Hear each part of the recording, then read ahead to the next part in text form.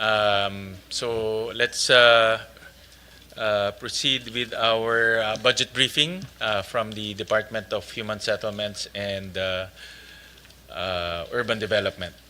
And I welcome Secretary Aliling to the Senate. Let me direct the committee secretary to acknowledge our resource persons.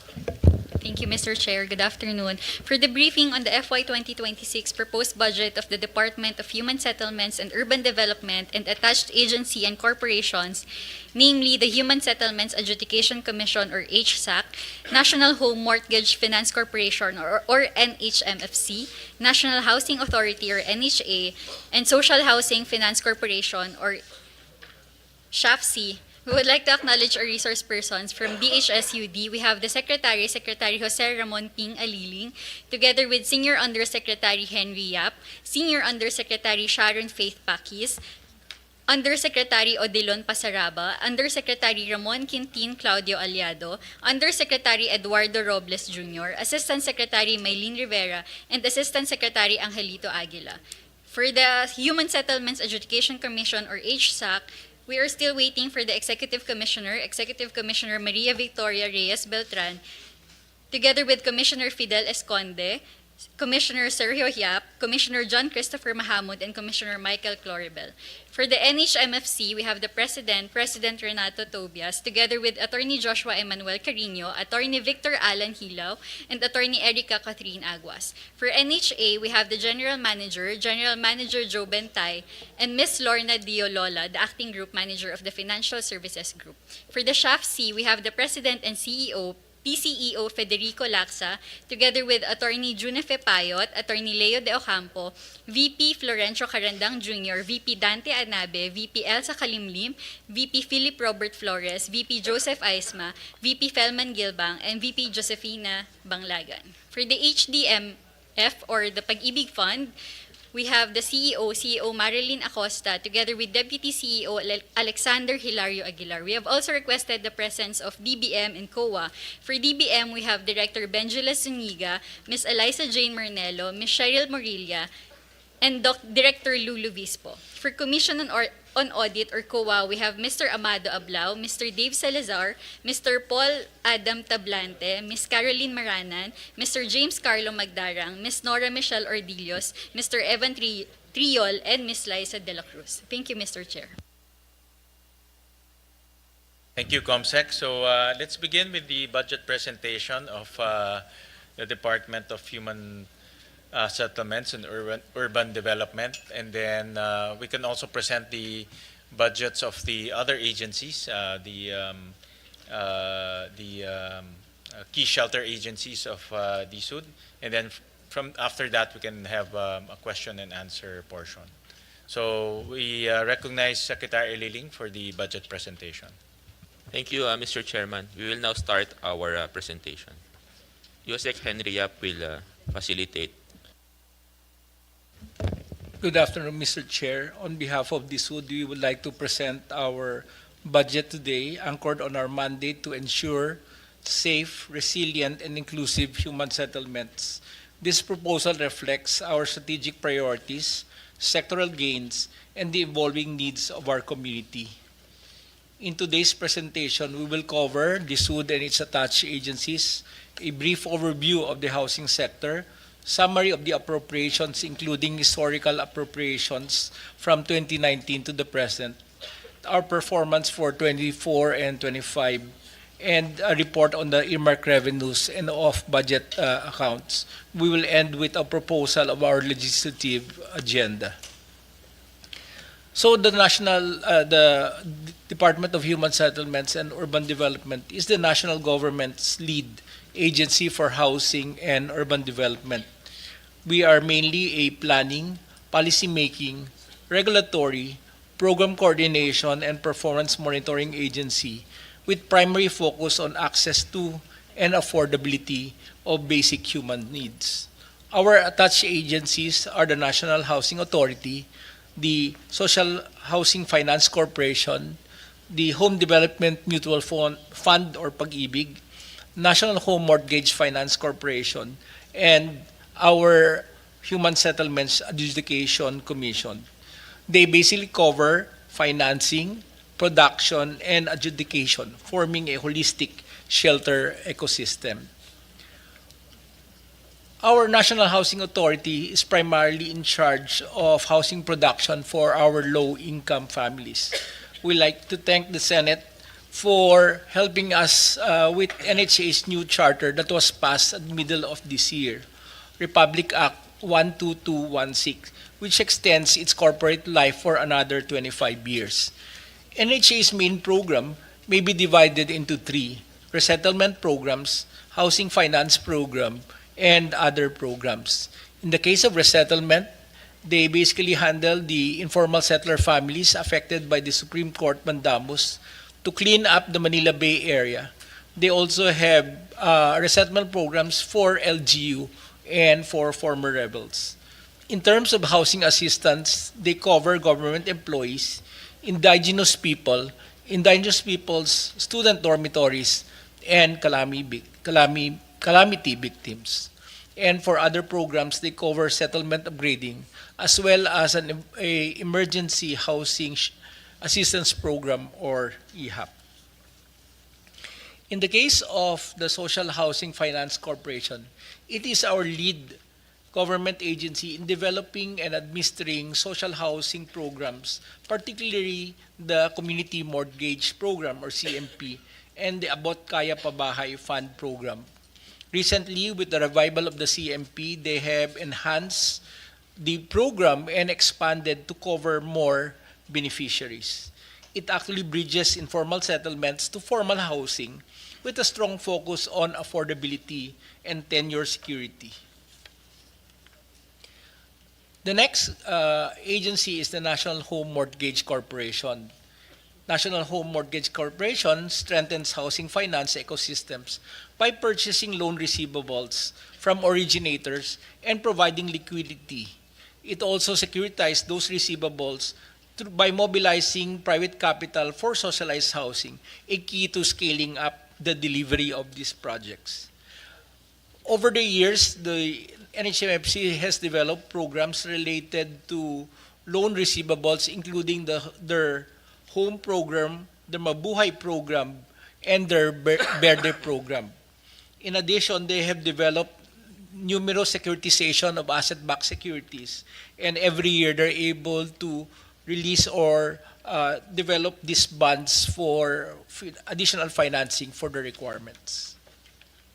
The last attached agency is the Human Settlements Adjudication Commission.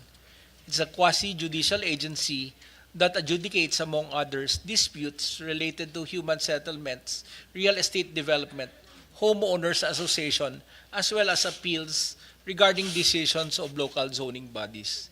They basically handle cases and try to implement laws, rules, and regulation on zoning, subdivision, condominium development, and intra and inter-HOA disputes. The Pag-ibig, or the Home Development Mutual Fund, has twin mandates. They basically provide savings for its members and also housing finance for its members.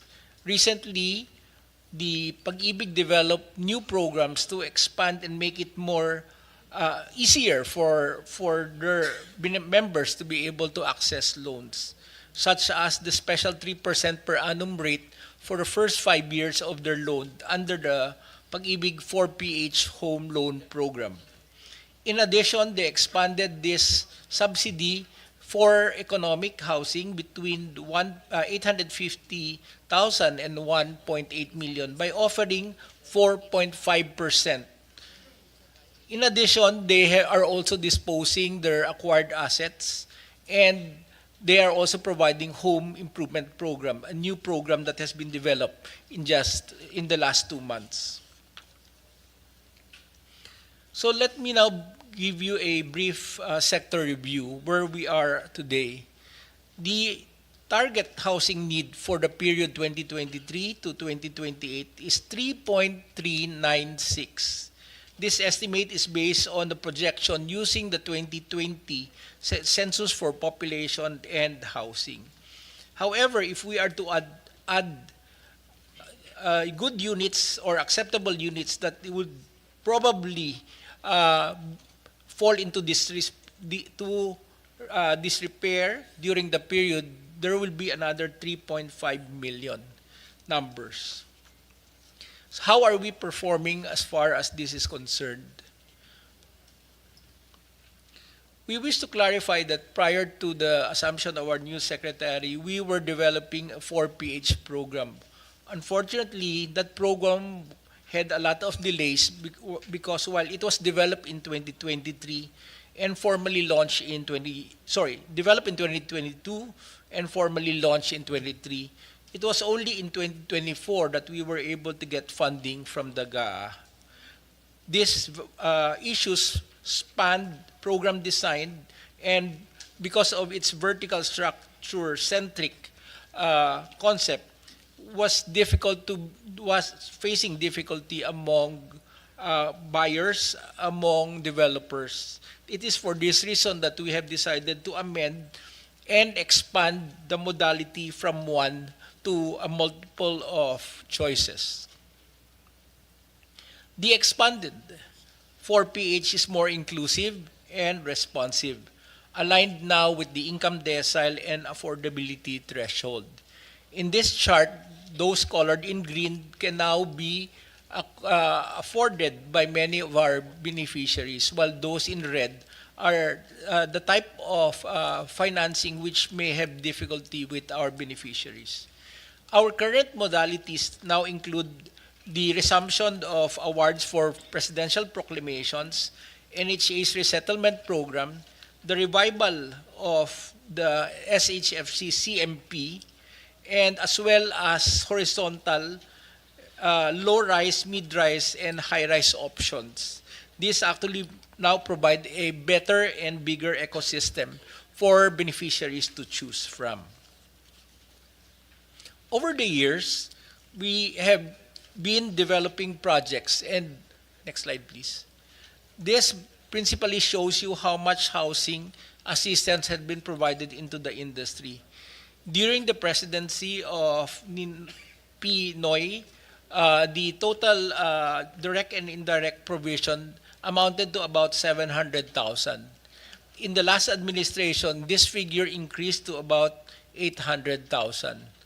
To date, we have already reached 399,000, and we should be able to accomplish 1.133 million by the end of this current administration. In the regular programs of the SUD, we cover the registration of homeowners association, the provision and the approval of the land use plans, and the issuance of certificate of registrations and license to sell. As of June 2025, we have already registered a total of over 2,500 neighborhoods, 23,800 homeowners associations, 226 federations, and 36 confederations. In the case of land use plans, the approved land use plans total 46 for the period up to June 2025, and approved PDP-FP of 5. PDP-FP refers to the provincial plans. In terms of license to sell, residential license to sell totaled 218 as of the middle of the year, and for non-residential, 38. We would like to thank the Senate for providing us funding for Integrated Disaster Shelter Assistance Program. Last year, our first year, we were given 200,000, and that amount have actually been consumed. 200 million, sorry. As of this year, we were given 550, of which 200 has been spent. 200 million has been spent, and 300 million were additionally released to us last week. This fund is used to cover augmentation to the local governments who will provide support to the houses damaged by natural calamities and disasters such as typhoons, floods, earthquakes, and fires. To date, we are going to eventually request additional funding given the amount of families that are affected. The next slide shows you the agency's performance in terms of production and finance on a year-to-year for the first semester. In the case of direct housing provision, last year, 2024, the first quarter totaled 6,988, and as compared to the 22,755 for this year. In the case of indirect housing provision, last year's first semester totaled 39,536 vis-a-vis the 37,947 for this year. We would like to share also with you the record of our HSAC in terms of adjudication. They have generally tried to come close with their targets in terms of deciding within 90 days or in case of appealed. For those that with the NA, there were no actual Prexy indicators or targets set for that year. Thus, there were no numbers indicated. We would like to highlight that the appropriation for the sector has actually been quite low for the past 10 years. It will be noted that during this period, the average budget allocated for the housing sector was only 0.2%. And if we were to exclude those given because of Typhoon Yolanda and the Marawi rehab initiatives, that number will actually go down to 0.11. During the period of 2017 to 2022, we got an average of 7.2 billion. And then during the 2023 to 25 or current administration, we were down to only 5.7 billion. This slide shows you the amount of funds that are being allocated to the housing sector. In 2019, prior to the enactment of Republic Act 11-201, the DSUD was preceded by HUDCC and HSAC was preceded by HLURB, those shown in red. So over the years, the budget of the five agencies have been slowly going up, and today the total is 6.23 billion. The next slide shows you on a year-to-year allocation, obligation, and disbursement. For SHAPSI, we're still waiting for the NCA issuance for their amount or their requirement for this year. In comparison to the 5.563 that is proposed for next year, the actual request made by the housing sector was 229 billion. So we were only allocated 5.563, which is even lower than the 6.5 that we were given this year. So with the indulgence of the committee, we would like the committee's support to the following requests. Number one, to reconsider increasing NSA's budget to 10 billion from the 2.2 that was approved in the NEP, and for SHAPSI to be provided 500 million from the 166 million that was approved by the NEP.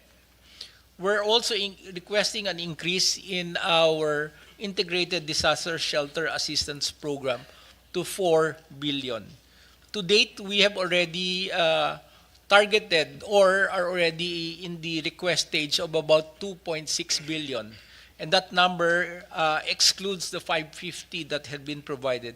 And we still have 3 months to go, and we expect that there might be more demand for IDSAP because of the typhoons and the earthquakes that has beset the country. However, we would encourage the Senate, we would request the Senate if we can consolidate the IDSAP funds of the SUD into NHA. This is to allow us to transition to a single shelter emergency assistance programs. This will facilitate the distribution because of NHA's extensive network across the country. In addition, we would like to request the Senate's assistance for a quick response fund for NHA in the amount of 500 million. And this is to cover all incidentals related to emergencies such as what we're encountering now in Cebu because of the earthquake and in Davao.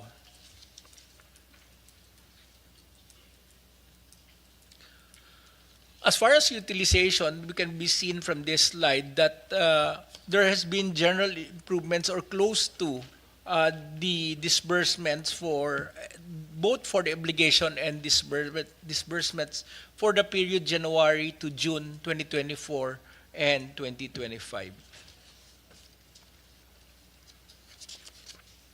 Before we end, we'd like to share with you our earmark revenues and our off-books budget.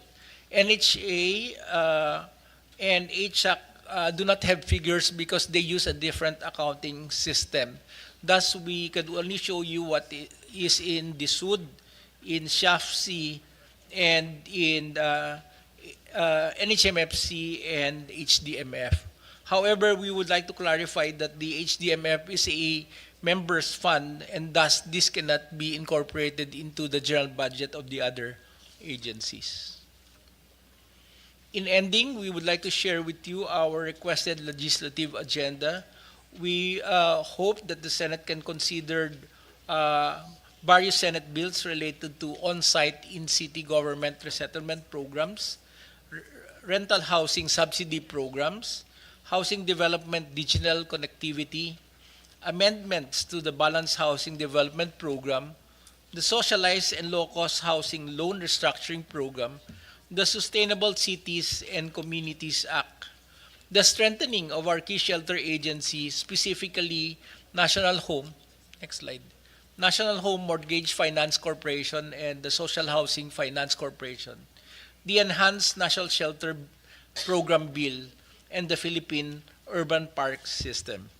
On this note, we appreciate the committee's continued support in advancing the dignified housing and sustainable communities, and we look forward to working closely with all stakeholders for a safe, resilient, and inclusive housing sector.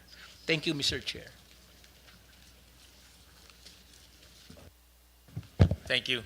How about the other agencies, the key shelter agencies? Do they have their own presentation or lahat nandito na? They've already been incorporated. Here in your budget Yes, Mr. Chair, we've already included budget presentation, no?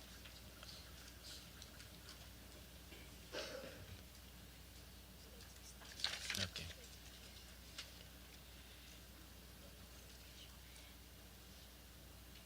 All right. Sige. Any more presentation or we can proceed to the question and answer? Mr. Chair, we can proceed with the question Okay, and answer. sige. I'll start off with some basics first, like the requirement for shelter in our country. And you presented earlier, slide 9, that there are about 3.3 million 3.3 million homes required. Is that the right number? Yes, Mr. Chair, Okay. 3.398440. That's the number of homes required, or the requirement for housing for the next 2 years, no, until 2028. Tama? Yes, Mr. Chair. It includes the backlog from December 2022 plus those that will be required from 2023 to 2028. Okay. And because in our figure, it's ang aming backlog is 6.9 million. Yes, Mr. Chair. The 6.9 is actually the total of the 3.398 and the 3.546. Okay. The reason why we have separated 3.5 is because they are actually projections of possible structures that may be damaged over the period. So Okay. there is no reality that they will happen. So when we were preparing this, the Philippine Statistics Agency highlighted to us that they should be separated because these are just allowance for possible inventory The losses. allowance is based on historical numbers. How did you project Yes, allowance? Because it's very difficult, diba? Minsan may bagyo, minsan walang bagyo. Yes, so like- they've like actually earthquake, so- considered this a over, how do you call it? It's big because they don't know the impacts of typhoons over period of time. No? Plus, there were also before like the one in Marawi, so there could be a unique incidences that could increase the number. So the number that we should be looking at is 3.3. 3.398. Okay, by 2028. Yes, Mr. Chair. Okay, and the number of in production natin, how much are we producing a year? Yes, our target for until 2028 is 1.133. That covers both production, indirect and indirect. But to date, how much are we producing? We are already at 399,000, Mr. Chair. 399,000. So if you look at this figure, for example, in 2025, the requirement is 196,000, tama? Yes, Mr. Chair. And then we are on the average producing 399. The 319 is already the total from the current administration up to. Okay, but a year, how much are we producing? So right now, so this would be about 100, approximately 100 a year. Just over 100,000 a year. 100,000 a year production. Yes, Mr. Chair. Okay. So may balance tayo ng almost 100, in other words. Tama? That's No? right. Yes, It's Mr. almost Chair. 100. Itong 196 in 2025 includes the backlog. Yes, Mr. Chair. The backlog are the first two lines, 1A and 1B. Okay. And then in 1C, these are newly formed families. Newly so, formed, yung growth yan, no? Yung Yes. growth, oo.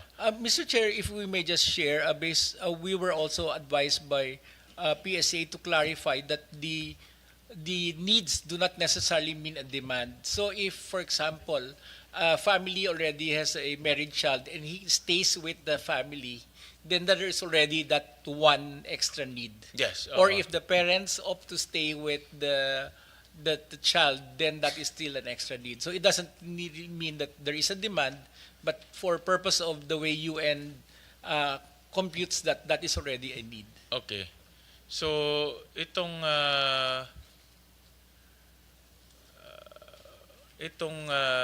1A for 2025, 7,856. Ito yung mga ISF.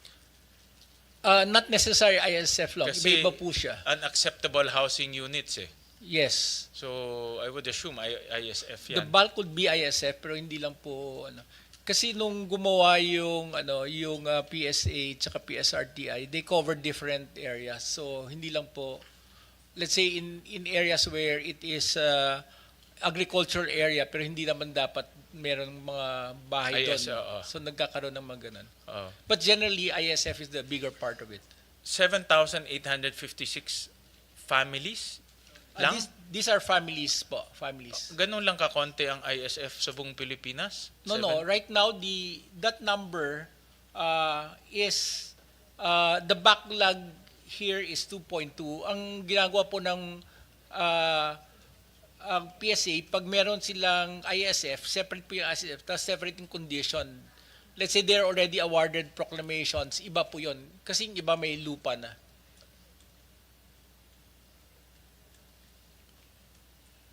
Yes, pero ano lang, I would assume cumulative to, di ba, in 2025. Yes po. So each number, let's say 2.2 plus 384 plus 815, yun po yung cumulative. Kaya umaabot ng 6.9. But that 6.9 is actually already combination of those that are not in good condition tsaka those that are allowance for inventory losses. Gusto ko lang hindi, ano pala, no?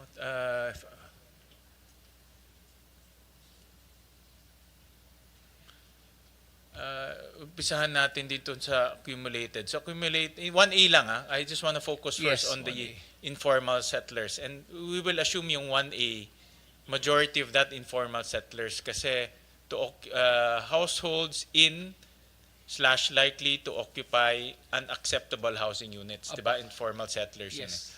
So, ang backlog natin is 1 million, diba? Yes. Then you add it until 2025, another 21,000, diba? Yes. So, Yes, Mr. the lumalabas more or less mga 1.3 million. Tama? So Yes. today, 1.3 million ang ISF natin in 1A. Tama? No, Mr. Chair. Bali, sa 2022, 1 million. And then every year may 7,000 Additional, additional po. diba? So 7 times yung until 2025, So mga Okay. 50,000 po ang nadagdag approximately. 50,000. Opo. So 1 million plus 50,000. Opo. Tama ba? 20, Hindi yata Sorry, it's 23,000. 23,000, tama. 23,000. Oh, so lumalabas nga, isarado na natin, 1.3 by 2025. Diba? 1.3 million. To date, meron tayong mga kababayan na nasa unacceptable housing units na 1.3 million. Tama? Yan ang ating to date, to date. Yan ang It's ating 1,071,000. 1 million 1,048,000 plus 23,000. 1 million 71,000. 1.01 Yeah. 1.07. Yan ang ating backlog, no, for to date, for 2025. And to date, we have only produced 100,000 to 300,000, di ba? 399, yes. 399. Sabihin na natin 400 para madaling i-compute. For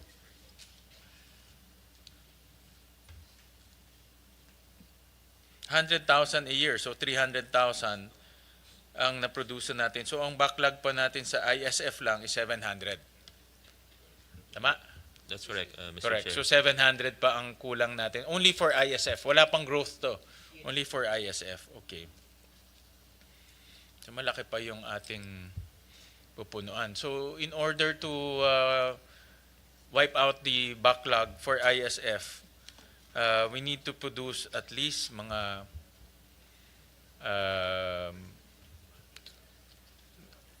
mga 200,000 230, mga 240, sabihin na natin, 240 a year, no, to wipe it out. No, yun ang ating target. Only for ISF yan, sinasabi ko lang ISF kasi yan yung nakikita natin ngayon But if you include, of course, yung growth, kasi every year merong bagong pamilya, may mga kinakasal, we're adding close to about mga 108, on the average, 190,000, no? More or less. Yes, Mr. Chair, that's the 1C portion. That's the 1C portion. Okay. So pag inad natin yung 1C portion to date, that's mga 200, lalabas mga 1.6, mga 600, mga 1.6 more or less. Diba? 1.6 million ang kailangan natin to date 2025. But we're only producing 100,000 a year. So that's we produce 300,000, so mga 1.3 ang backlog natin. Laki pa, That's Secretary. correct. That's right. Laki pa. Okay. So I just want to settle the magnitude first. So to date, 1.3 ang ating backlog to include growth.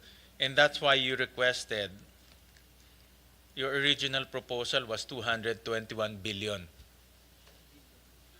Tama. Tama? That's correct. That's correct. 2 to 1 billion. No? 2 to 1 billion. And I would assume the 2 to 1 billion is really, tama? 229 billion. Ah, 229.1. The proposed budget, Mr. Chair, for 2026 is 229.1. 229. Sa notes ko is siguro may konting, konting discrepancy. But dito sa akin is 221 eh. Yeah. Ano lang, More or less, minus, yeah. more or less. Nandyan tayo. So I guess that 221 is meant to address that 1.3 billion backlog today. That's to correct, date. Mr. Chair. Oo. So ano ang layo no? Secretary, from 221 or 221, 229 na bigay is 5.5. Mr. Chair, if you will note, the 229, 197 of the 229, we were proposing for NHA, meaning this is for direct production. Kaya makikita natin, we were really pushing for a higher budget for production to address the backlog. This is itong 197. That's correct, Mr. Chair. 197. Okay.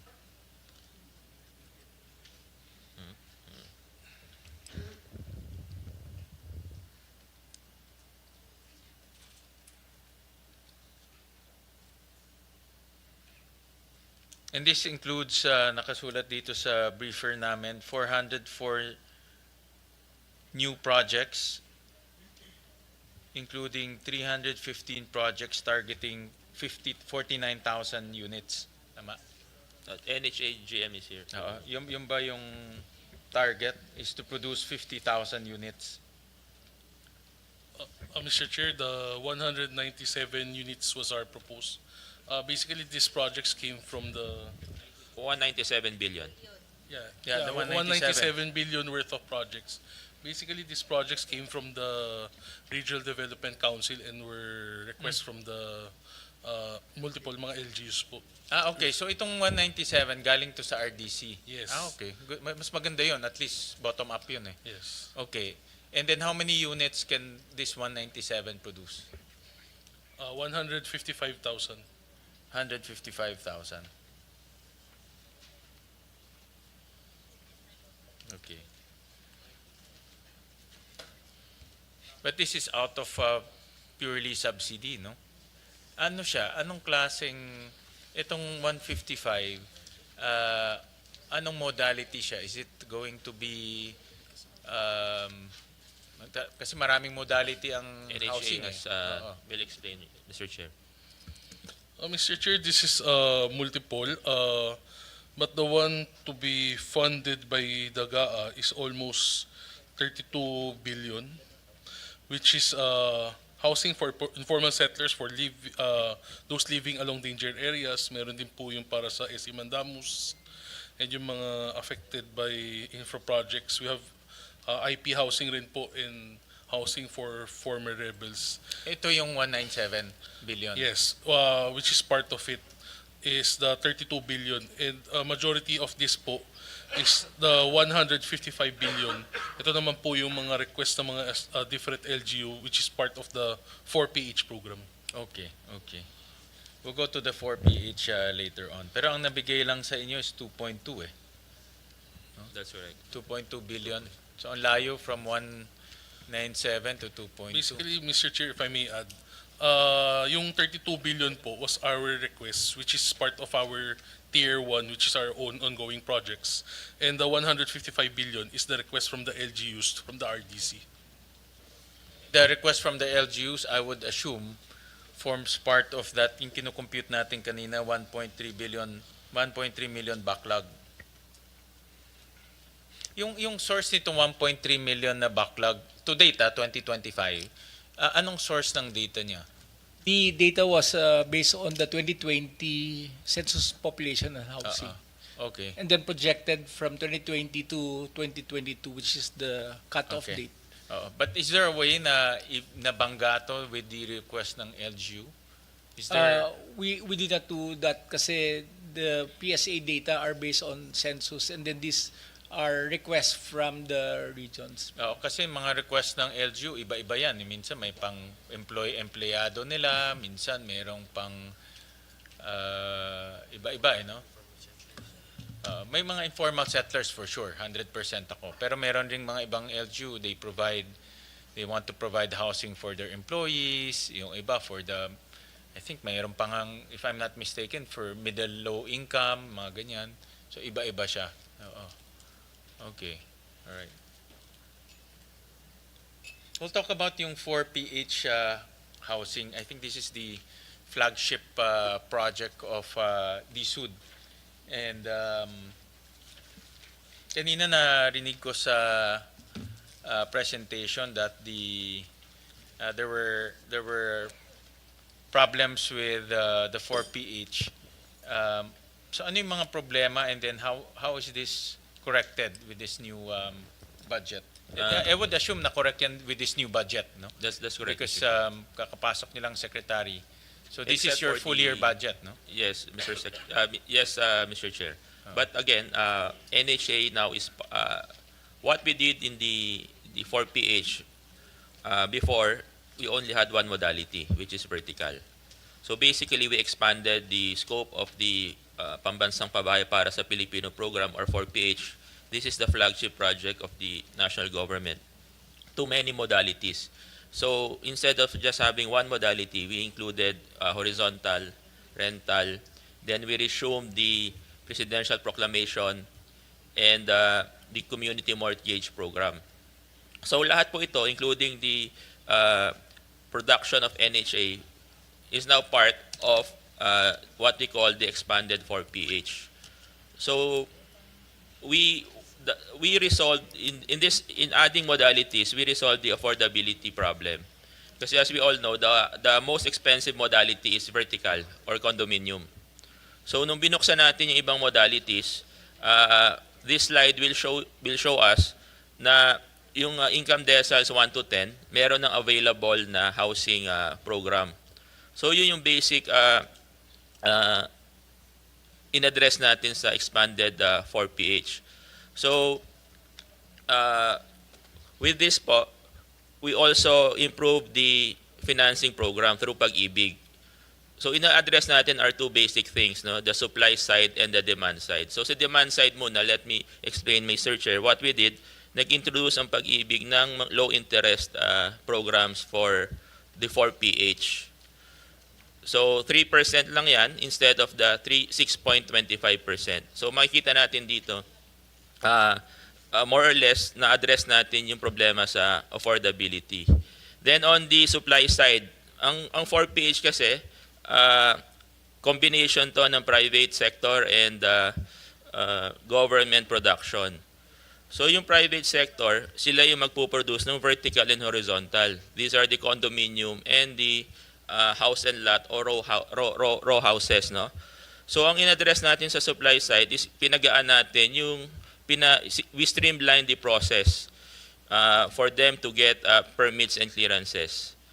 So then second, ang malaking concern nila is the price ceiling of the socialized housing, which is due for increase this October.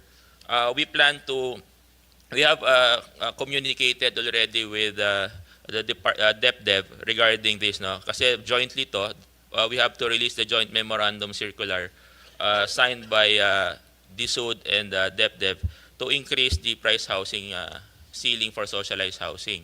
Ngayon, once na ma-address natin to, we expect private sectors to produce more inventory. On the demand side, as of today, when we open since we opened the online registration of Pag-ibig, ang registered na natin is around 30,000. But ang inventory natin is only about 18,000. So makikita natin na meron demand, ang kulang natin is inventory, which the private sector developers we expect them to produce. Now, yung mga lower income decile natin, pumasok na po yung community mortgage program. So we are ready now to award at least 7,000 titles, no, from October to February.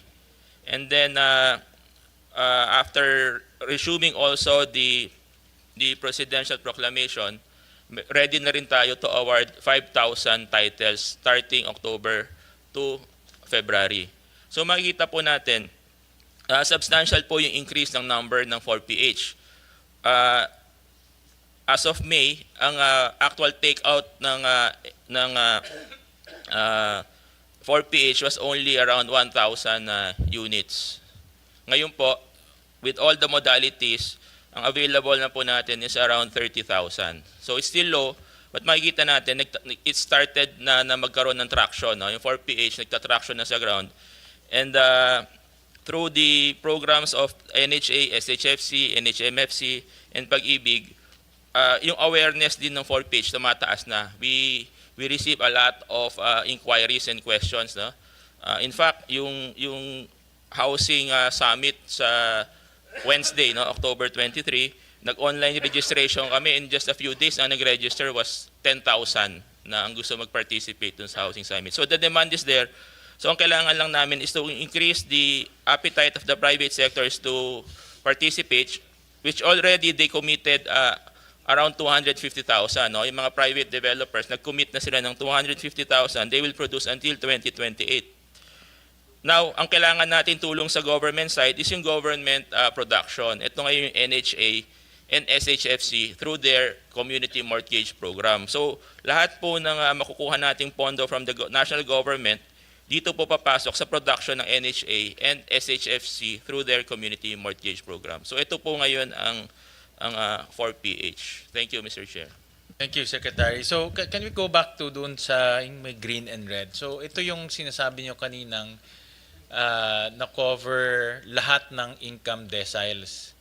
That's correct, Mr. Chair. Before, Yung last three po, yung low-rise building hanggang high-rise building lang yung modality natin. yes, yun yung naririnig ko before kasi na the program, well-intentioned yung programa, the program is also going to address partly the housing backlog or the shelter backlog. Pero ang tin-target lang niya yung higher income deciles, no? So yun yung design before. Dito po, makikita natin sa slide nito, yung single modality which is vertical, ang kaya lang ng ano niyan is 6 income decile 6 pataas. So ang catered segment niya then was 5 and below, which we addressed by adding the other modalities: horizontal, rental, community mortgage, NHA programs, and the presidential proclamation. Dati low-rise building, di ba? Pasok siya sa low-rise building, yung before, yung dating design. Yes, Mr. Chair. So Low rise. pag low-rise siya, based on this matrix, it starts at income decile 6. Yes, Mr. So Chair. dapat ang income mo is 25,000 a month. Yes. no?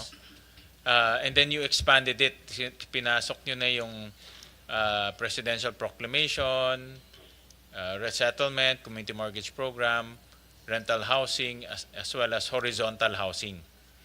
Yes, Mr. Okay. Chair. So I understand that the 4PH so sinama nyo na itong mga ibang modality or ibang types of housing projects. But the 4PH is really subsidizing the interest.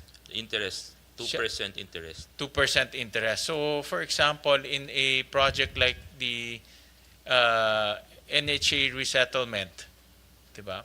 So, for example lang, Mr. Chair, the subsidy is only for those units to be produced by the private sector. okay. Horizontal modality and vertical modality. Horizontal modality and vertical modality. Yung rental housing, community mortgage program, wala siyang interest. Wala po siyang interest subsidy. Kasi maliit lang yung binabayaran niya eh. Di ba? May binabayaran pa rin siya, di ba? Meron pa rin po. For example po, yung rental housing, ang model na ginagamit natin is the Disciplina Village. So we're trying to replicate that through NHA. Pero wala na siyang subsidy. Wala na po. Kasi subsidized na yan. Subsidy. Masyado Mababa na mababa. yan 200, 300 peso. Itong buti nga ito, 800. tumaas eh. Sa amin, 300 pa yata eh. Yes, Mr. Chair. Hirap Pero hindi na natin kaya ngayon yung 300. Oh, Hindi na kaya. I don't agree with you. I don't agree with 300. In fact, sinasabi ko nga sa LGU, dapat taasan na yun eh. Dahil the 300, time ko pa yun. So, The CMP, Mr. Chair, is around 600 pesos on the average per month. okay. And that's already a subsidized amount eh. Yes. Correct. So the interest portion will only come sa horizontal housing and above. Yes, everything that's produced by the private sector. Okay. So in other words, yung 4PH for the government produce, walang nangyari. Dati nang ganun siya, di ba? Dati po suspended. It was suspended for the first 3 years, yung community mortgage and presidential proclamation. Pero we tried to enhance. Suspended in terms of production? In terms of implementation, it was suspended by the previous administration. Okay, okay. So walang pinuproduce kahit isa? Hindi pinroses yung mga CMP na nakalinya sana. Okay. And is there any reason for that? The intention then was of the former secretary was to really clear areas, no, i-clear niya yung areas ng ng ISF, then build vertical structures. But it did not materialize. So the intention was urban renewal talaga during that time. Pero saan mo dadalhin yung mga nakatira sa No, mga ISF? ang naging problema, one is yung land and affordability. Kasi hindi naman po libre. Magbabayad sila nitong, sabi nga natin, ang kaya lang was income decile 6 and above. So hindi nag-match yung affordability and profitability ng mga developers. So it did not fly. Nakita ko kasi dito sa budget nyo, meron kayong 700 million for 4PH. That's for interest subsidy. That's for interest, not no? for production. Okay, okay. No, I'm trying to, kasi yung itong mga, yung sa mga lower income, existing na yan dati. We just tried to, yes, that's correct. Pinasok, Mr. Chair. rinibrand lang into 4PH. No, we improve it. For example, community mortgage program, we are going to the second process or renewal. Unlike before, natatapos siya sa pag-award ng ownership lang titulo. Pero ngayon, we're going beyond that. Ini-improve natin yung mga drainage system. We call that CMP2. That's the difference.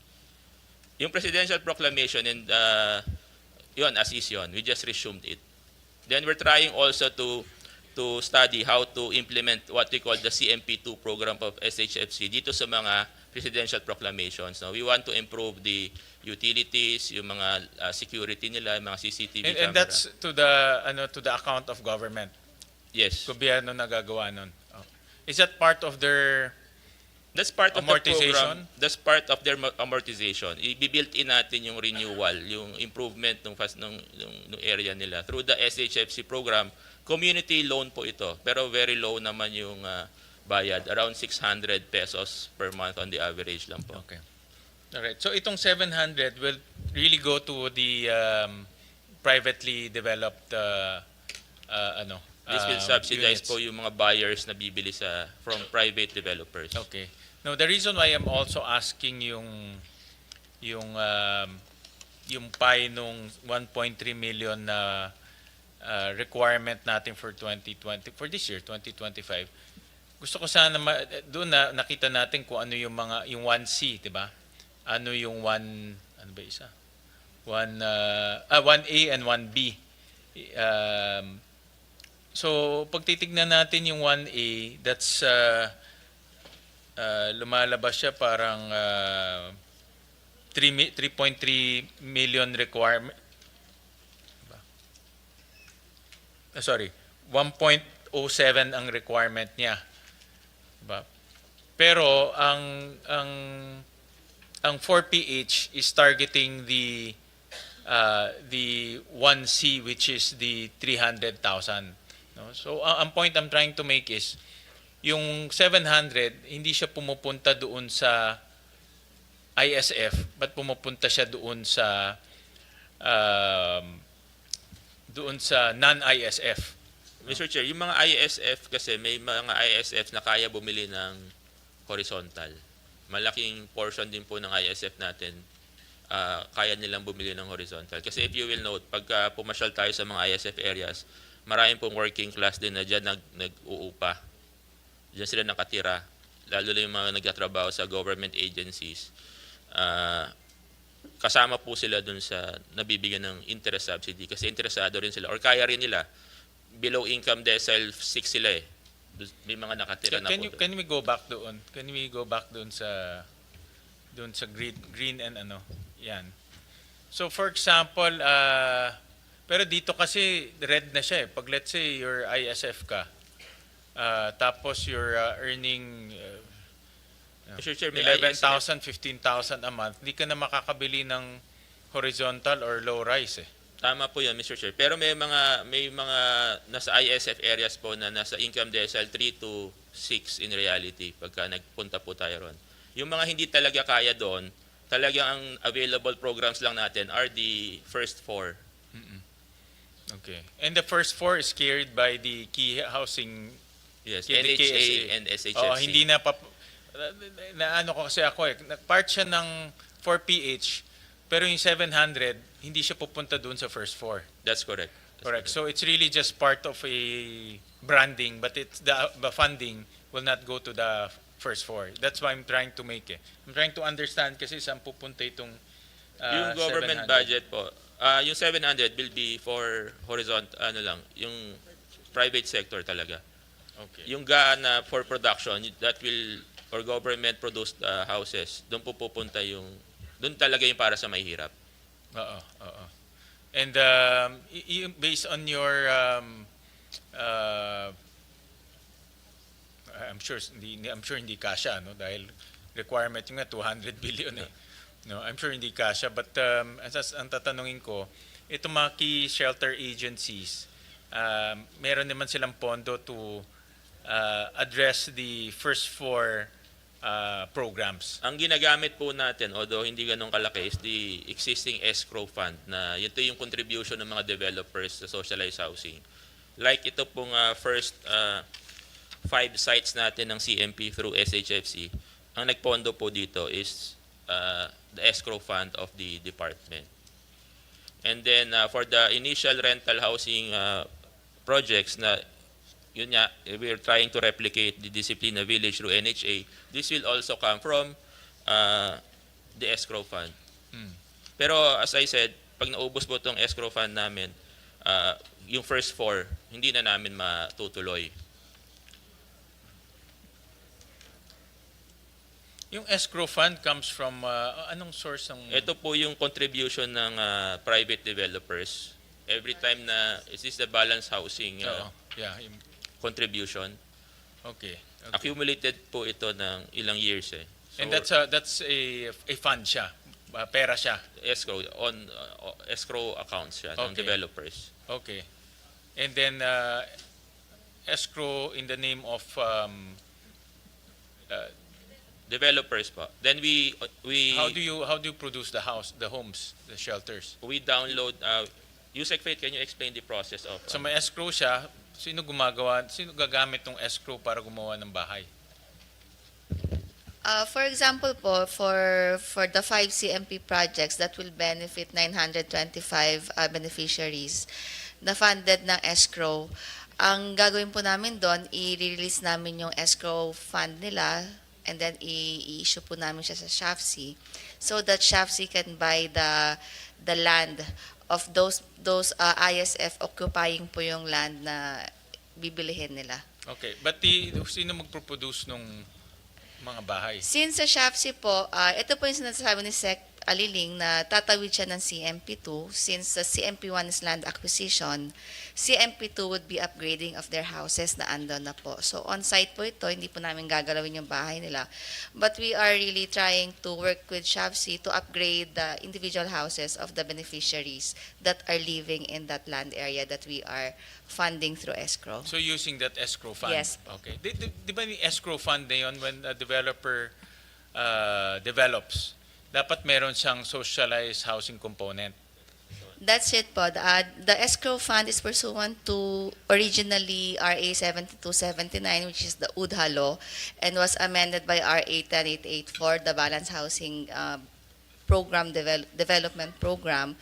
So ito po yung mga compliance nila. Instead of directly producing socialized housing in compliance with the Balance Housing Program of the government, they have the option to avail of the escrow fund. So pag po ganon, it is already the discretion of the department where Kung saan to use ilalagay. it or to allocate such funds. And they can put that in the first 4 programs? Yes, Mr. Senator. Okay, all right.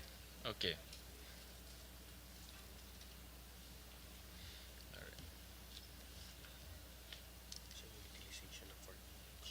Oo nga, hindi gumagalaw yung kilo ko. Pasmado kasing kamay ko.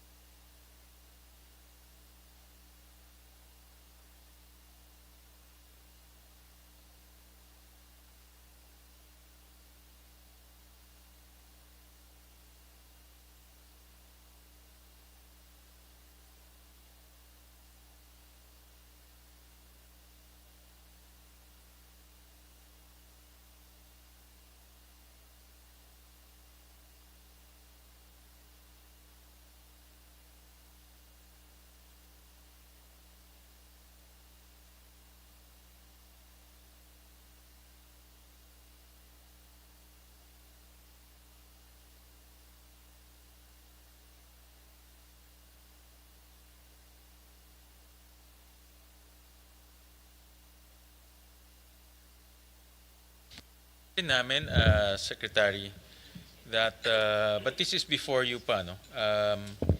Itong 4PH program in 2024 na allocation ng 750 million, but the disbursement rate is only 5%. And then in 2025, this year, may 683 million siya. The disbursement rate is only 0%, no? Walang nagamit. Mr. Chair, kasi because the production was very low during 2025 and ngayon pala nagsisimula natin na inallow yung ibang modalities. Yes. In fact, 2024 ang na-take out lang was I think 24 units. So another 1,000 itong 2025. Ba't ganun? Diba may demand tayo of merong growth kasi middle class to. So may growth tayo ng 180,000. The demand was not for vertical. Masyadong mahal yung vertical for the Even demand. yung 180,000 hindi niya kayang yung vertical. 1.8 po yun. Diba doon sa 1C meron tayong 180,000 na non-ISF yun, diba? Doon sa growth natin. Kasi I have to correlate it to the demand eh. No? So even 180,000 in demand, ang bumili lang for Yung 24 units. We're balancing. It's not only the demand eh. Yung profitability. Since private sector, yung production kasi gusto nila yung may certain profit sila na kinukuha. So hindi nag-match yung demand saka yung profitability na gusto ng private sector. Kaya nga inaantay nila ngayon is the price ceiling increase that will increase the cost of socialized housing para mag-produce yung mga private developers. Okay. And then ito kasi is meant to address it's meant to subsidize the interest rates, di ba? Yung mga private developers ba, are they, when they build, meron silang subsidy on the interest rates, but meron ba silang guarantee on the demand kung may bibili o at their own risk na yun? Ang ginawa po natin through Pag-ibig, meron na po tayong survey. Itong sabi ko nga kanina, 30,000 yung nagpalista. Nandun na yung data kung saan nila gustong bumili, anong klaseng modality, horizontal, vertical. So binigay na natin yung parang indirectly market study to these developers. Minamatch ngayon nila ng production. So mostly po ang demand natin is horizontal, lumabas dun sa data Dito natin. sa bago. Sa Pero bago. sa dati, kung ako private, magpapatayo ako, anong guarantee ko na mabibili yung aking Yun supply? nga po ang naging problema, Mr. Chair, nung dati. Tayo muna tapos titingnan kami demand. So yung initially yung mga nagtayo, nahirapan. So, Pero hindi at your tuloy. own risk na yung pagtatayo. Yun ang nangyari during the initial 4PH. Kaya hindi na tumuloy yung iba. For example, ang master plan ng isang developer for one project, 10. Nung tinayo niya yung una, nakita niya nahirapan siya magbenta, hindi niya na tinuloy. Kaya hindi na umusad ng mabilis yung 4PH. Pero in this case po, in-address na natin dahil yung demand na bigay na natin yung data kung anong klaseng modality yung may demand. And then ang horizontal din kasi is may subsidy. So doon po sa slide na may green and red, makikita po natin mababa yung horizontal. Hanggang income decile 3, kaya na yung horizontal with subsidy. Alright, alright. So yun yung bago, yung horizontal ang in-introduce nyo. Kasi Yes. based on your study, yun Yan. ang gusto ng tao. Nandun po yung demand. Saka yun Okay. yung kaya nila. Alright. Is that in Metro Manila? Yung It's meron pa bang- nearby, nasa peripheral siya ng Metro Manila. Sa highly urbanized area talaga, we're pushing for vertical, although masyado nang mahal yung lupa. So rental talaga ang nakikita nating transitory stage ng mga bibili. Okay. Alright. So itong kaninang pinakita namin na utilization, with this new introduction, that this will improve. Yes, definitely. Pero ang improvement naman dito will be the horizontal eh. Yung vertical Horizontal. ganun pa rin, di ba? Yung mga vertical po, tinatapos na lang yung ongoing. Meron tayong ongoing na around 30,000 units. Yan po yung mga actual na building na tumatayo na pag natapos, it will generate 30,000 units. But itong 30,000 units are not, hindi ito yung gusto ng tao eh. Hindi. Meron namang limited yung market niya. Masyadong mahal siya para dun sa target market. But wala naman tayong risk doon, no? Government will not Wala pa. guarantee, let's say, the demand of those housing units. Wala pa, wala Okay. pa. Private sector ang may risk doon. Pero we're trying to help them, of course, to market these projects para wag naman maipit. Okay. So the innovation for the 700, kasi maglalagay tayo ulit 700 eh, this coming 2026. The innovation for that 700 is the horizontal. That's correct, Sir Chair. And based on your analysis, the horizontal will be more in demand. Kasi ang punto natin, Secretary, ayaw natin, pag-usap natin next year, ganito ulit, 5%, 0%.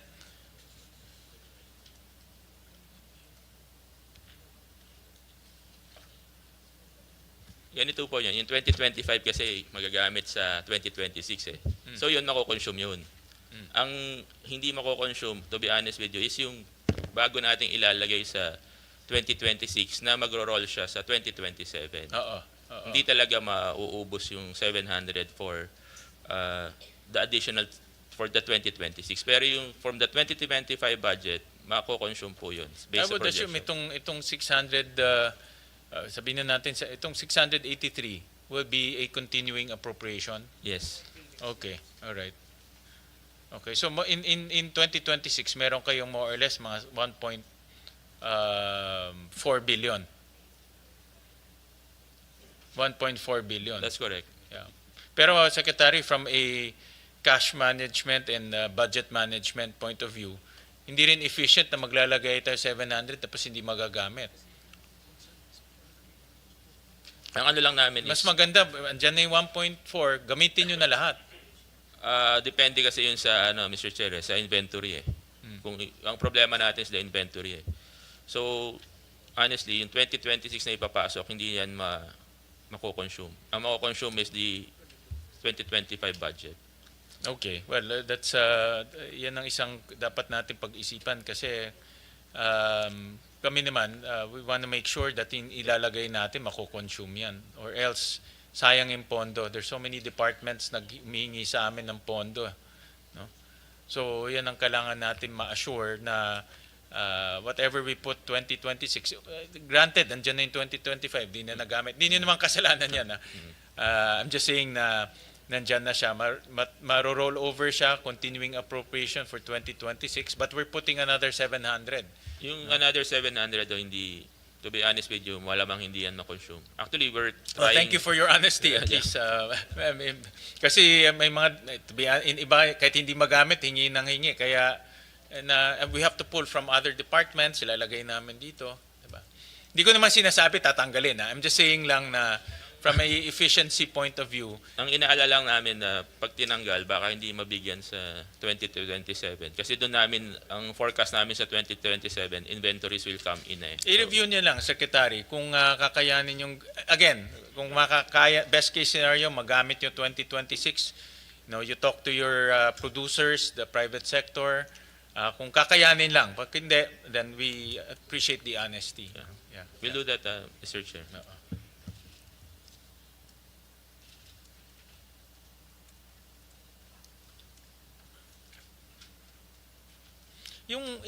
Based on your study ba, Secretary, yung buyers ba is just interested on the interest subsidy, or is there a barrier to entry is the cost of the unit, Mr. Chair, the overall cost of the unit? Based on your study, kung sinubsidize, kasi interest subsidy to, which a model that sounds sound, but yun lang ba ang tinitignan ng buyer based on your well, yung research? unit assist, kung wala, actually yung subsidy natin is only, if you look at it, kasi ang normal rate ng pag-ibig is 6.25.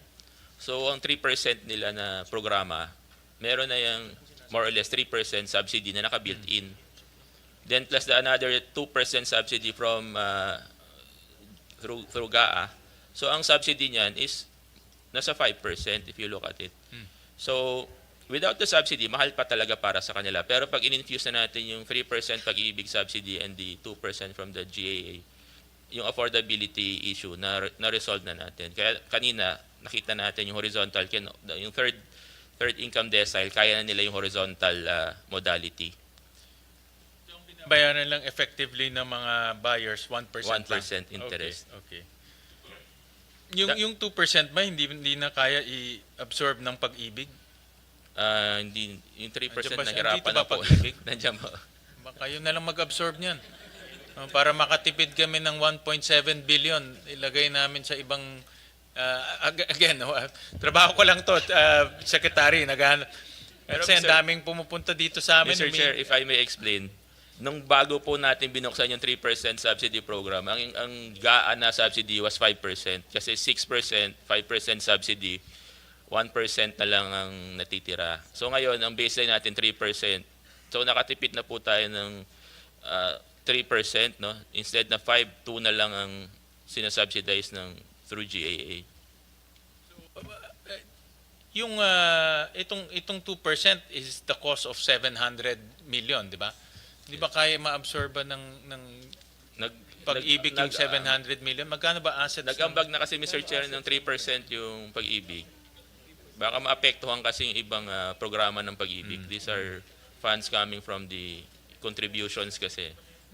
I understand. I'm just trying to find ways to fund the other requests. I also try to convince them to give more subsidy talagang. Yan lang. Yan na, sagad na yan. Hindi na ako pinagbigyan eh.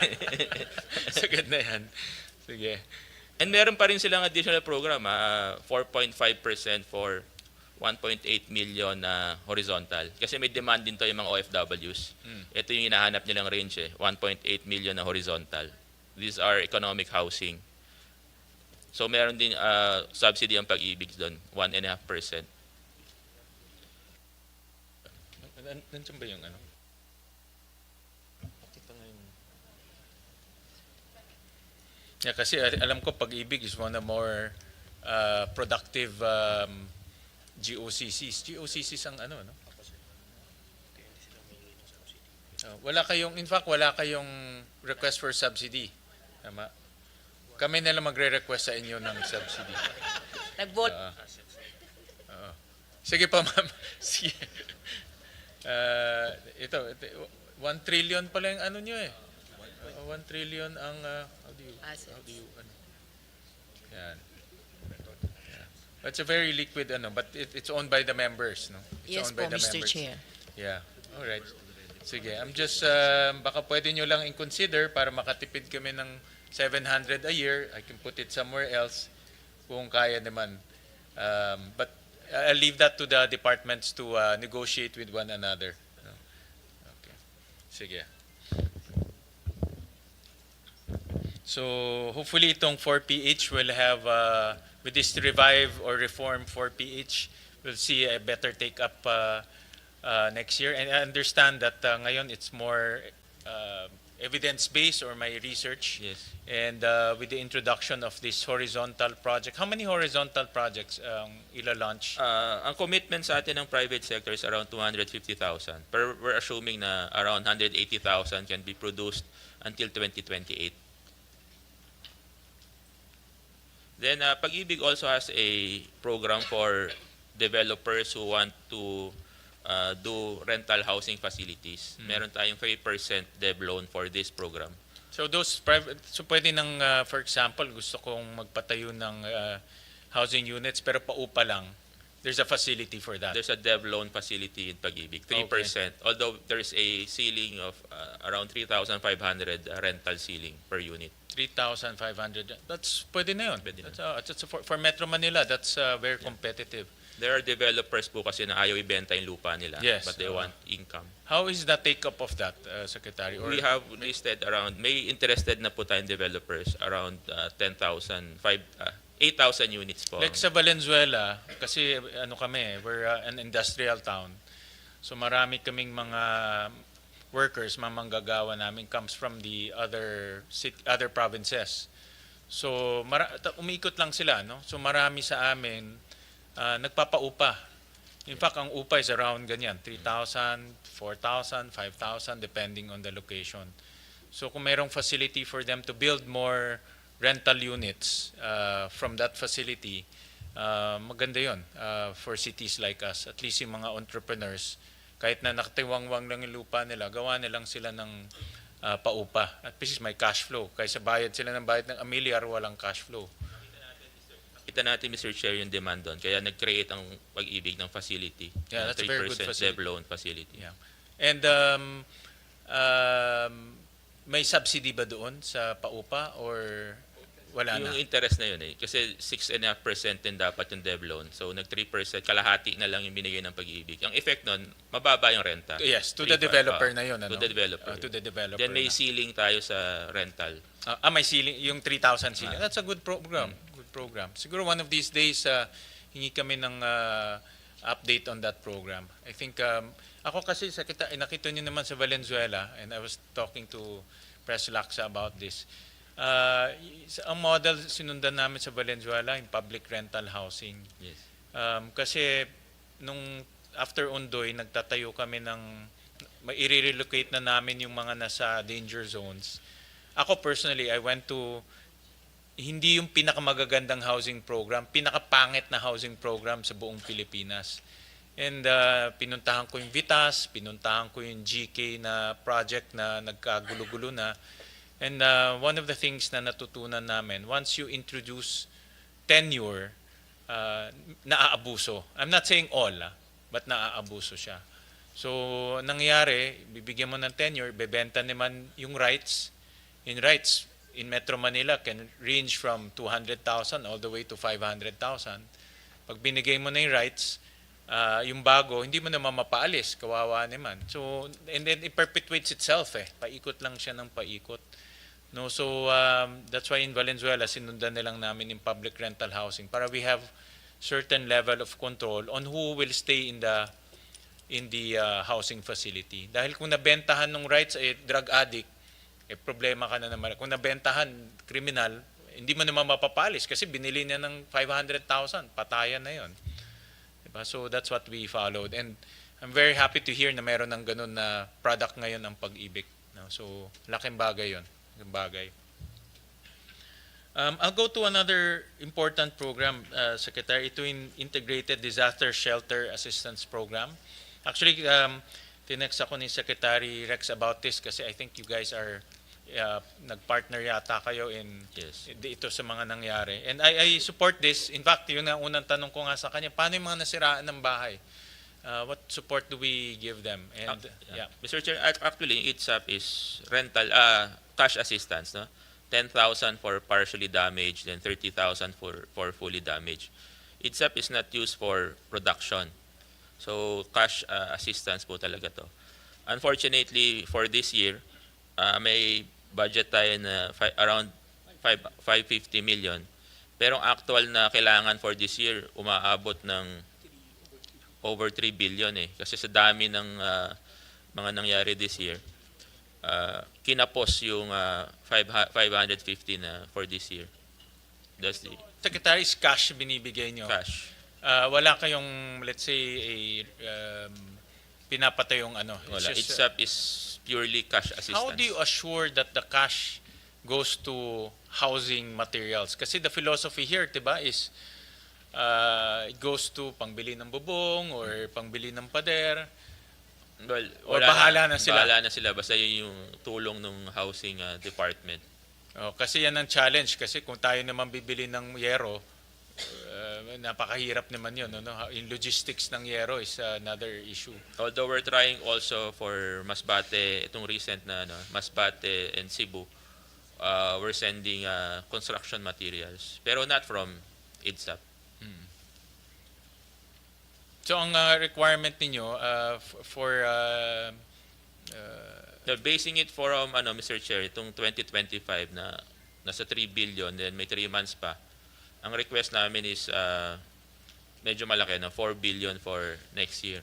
We're just basing it on the data we got from this year. pero ang NEP ninyo is 412.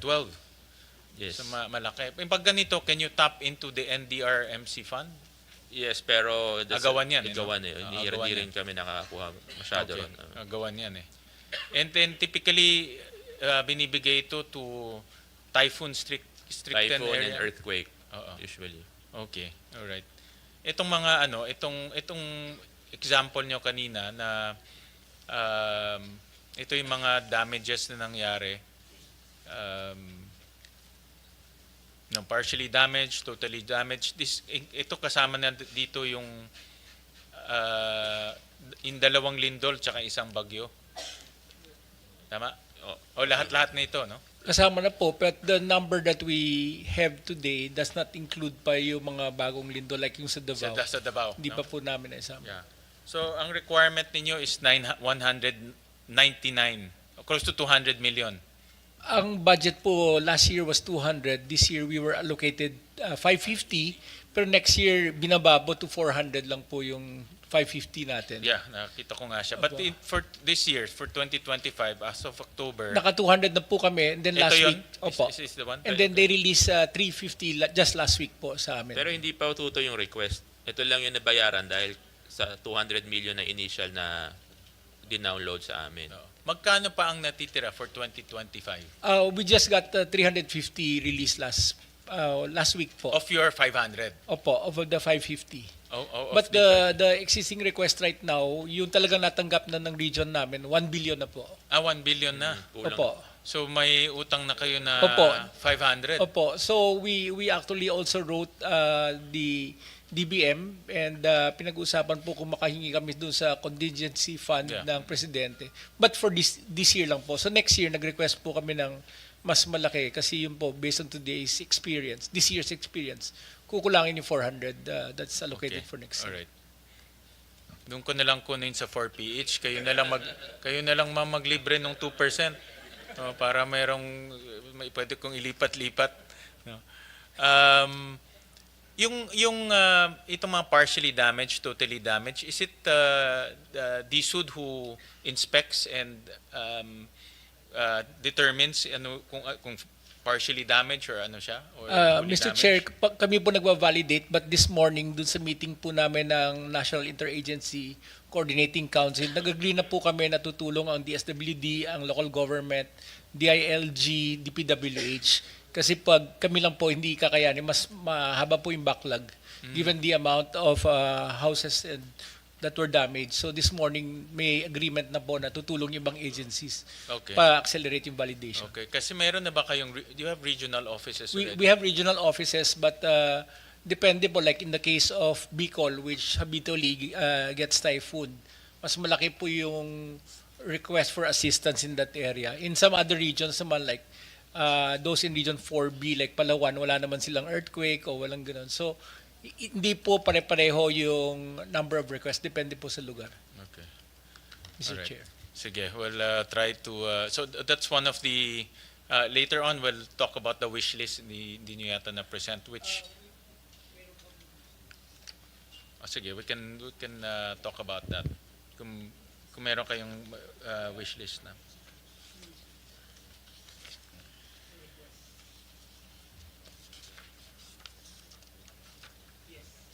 So, Mr. Chair, ito po yung request. Una yung sa kakulangan sa pagpapatayo ng bahay. Yung NHA, kung pwede pong ma-increase to 10 billion. Nabigay po sa kanila is 2.2 and then sa SHAPC to 500 million from 166 million. Yung second po, ito yung IDSAP. Na-compute po namin yung 4 billion based on this year's numbers, no? And then what we're also suggesting, kasi yung bagong batas na ng NHA, nagtayo po ng Disaster and Emergency Response Office, which was not in their old charter. So what we're suggesting, kung pwedeng i-consolidate yung INSAP funds ng DSUD dun sa NHA so that there will be easier single shelter emergency assistance fund. Also, very extensive po yung network ng offices ng NHA. So mabilis po nilang madidisburse yung funds available. The last po, wala pong quick response fund po tayo. Right now, ang ginagamit po natin yung sa escrow natin lang para mapabilis yung pag-deliver natin. So nagre-request po kami ng quick response fund of 500 million also for NHA, given that they have their charter already allows them to do that. Mr. Chair. Yeah.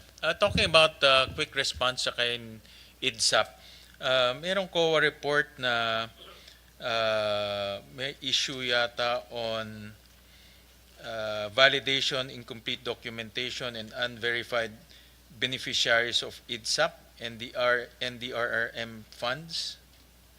That was Yeah. actually a special item in Cordillera Autonomous Region.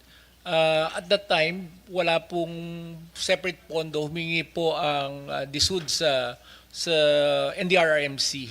So nag-allocate po sila ng pondo sa Cordillera Autonomous Region. No? So based on that, there were a few cases, less than 10 naman yon na cases na validate. Some were Yeah. claiming na bayaran pero hindi daw nila natanggap. But eventually, they were validated na meron namang... That's the reason why I ask yung validation, importante kasi kung ako yung nasiraan, I will always claim fully damaged or complete damage, di ba? And this is where the debate comes in. Partially damaged ka ba? Complete damage ka ba? Malaking ano yan eh. In fact, nung mayor ako, pag nasusunog, yan parating away eh.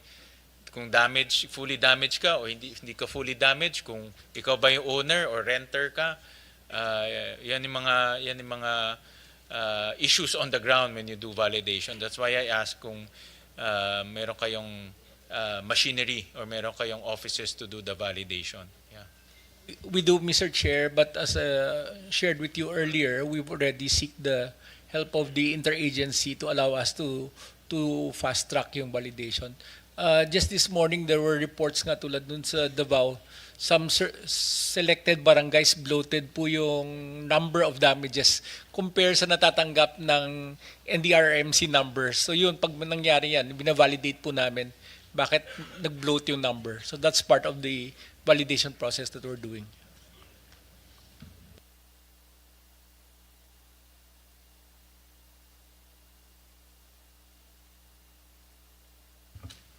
I was going to say sana na kung sapat yung pondo to cover the housing backlog. Obviously, we're just addressing at least portion of the backlog. No? It's really a function of funds. They really function funds. And that's why yung introduction ng mga iba-ibang products at iba-ibang method, modalities, maganda rin yun para at least ma-target natin iba-ibang income classes, no? Especially the poor, no? Yan ang importante. May mga kababayan tayo nakatira sa ISF or generations no? So minsan 2 generation, 3 generations na. And sila rin yung prone to crime dahil in environment nila obviously hindi ganun kaayos, prone to fire and calamities. So sila dapat mabigyan natin ng priority, no? So I'm happy that nakita ko na tweak yung program. Although yung 700 di talaga pupunta sa kanila, But at least kasali na sila doon sa CMP2 and the other programs na ngayon ko lang nalaman na na-hold. No? Ngayon na binalik na yung programs na yun. You know? Are there any other programs to hit the marginalized, Secretary, other than those four Well, that you identified? Basically, all the modalities na nakalista na doon eh. So, it's a matter of ano lang talaga, fund to implement these programs.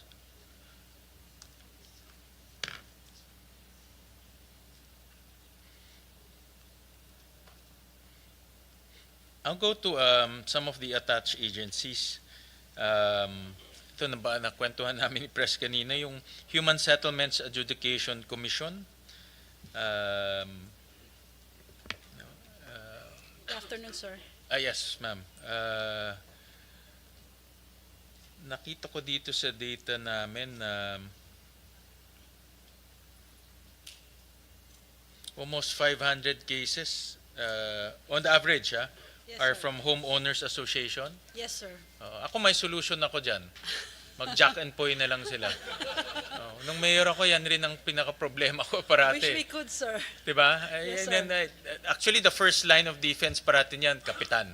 Pinupuntahan nila yung kapitan. Pag hindi ma-solve, pupuntahan si mayor. Yes, sir. Pag hindi mapuntahan si mayor, sa inyo na pupunta. Yes, sir. Kaya ako, nung mayor ako, I always tell them, mag-jack and poy na lang kayo kung sino presidente. No, but I saw that in the data na ganito para karami ang homeowners disputes all over the country. Yes, sir. Yeah. And it's not just, because of the existence of several subdivisions already. So, nag-increase din yung disputes that may arise between, some of the homeowners and yung mga those that file a complaint against the members of the existing board. Iba-iba yung nature of cases, sir, nila eh. So right now, can you give us a snapshot? How many cases are pending? How many cases are being filed? How many cases are pending? Itong record namin, this is only for homeowners. For So- 2025, ang na-file is 224, na-disposed is 250, and then pending, tama ba? 524? Sir, for 2025, our existing cases right now is 462. And this is for real estate cases. But for HOA, we have 359. 359. And we have disposed of about 218. So ilan nilang po ang pending? Our target is actually 60% of the total cases that are ripe for decision. And by that, it means, sir, that it is already submitted for decision. Because we cannot really determine the amount of time that will be consumed from the time the complaint is filed and up to the time the case is submitted for decision. So the target of 60% is really based on those that are ripe for decision already. And we have achieved at least the 61% already. Out of the 359, we have closed up to 218. What is the Half of the year at least. disposition rate ng cases? Meaning how the amount of cases coming in and the amount of cases coming out. Do you measure it that way? Uh, Sa judiciary, that's how they measure it. But in your case, Average disposition rate, sir, from 2022 to 2024, it's actually 74%. 74%. Yes, sir. Okay. So in other words, in simple terms, 74% of the cases coming in, nadidispose within We try at least. within a certain period. Yes, sir. Yes, sir. And then in the real estate management, we'll flash the slide. Tama ba ho? As of 2025, 1,482 cases are pending. Actually, we got this from your office. We asked for updates. Tama ba?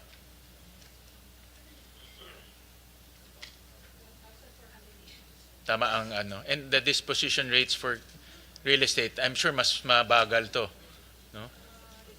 Kasi mas complicated yung mga real estate eh.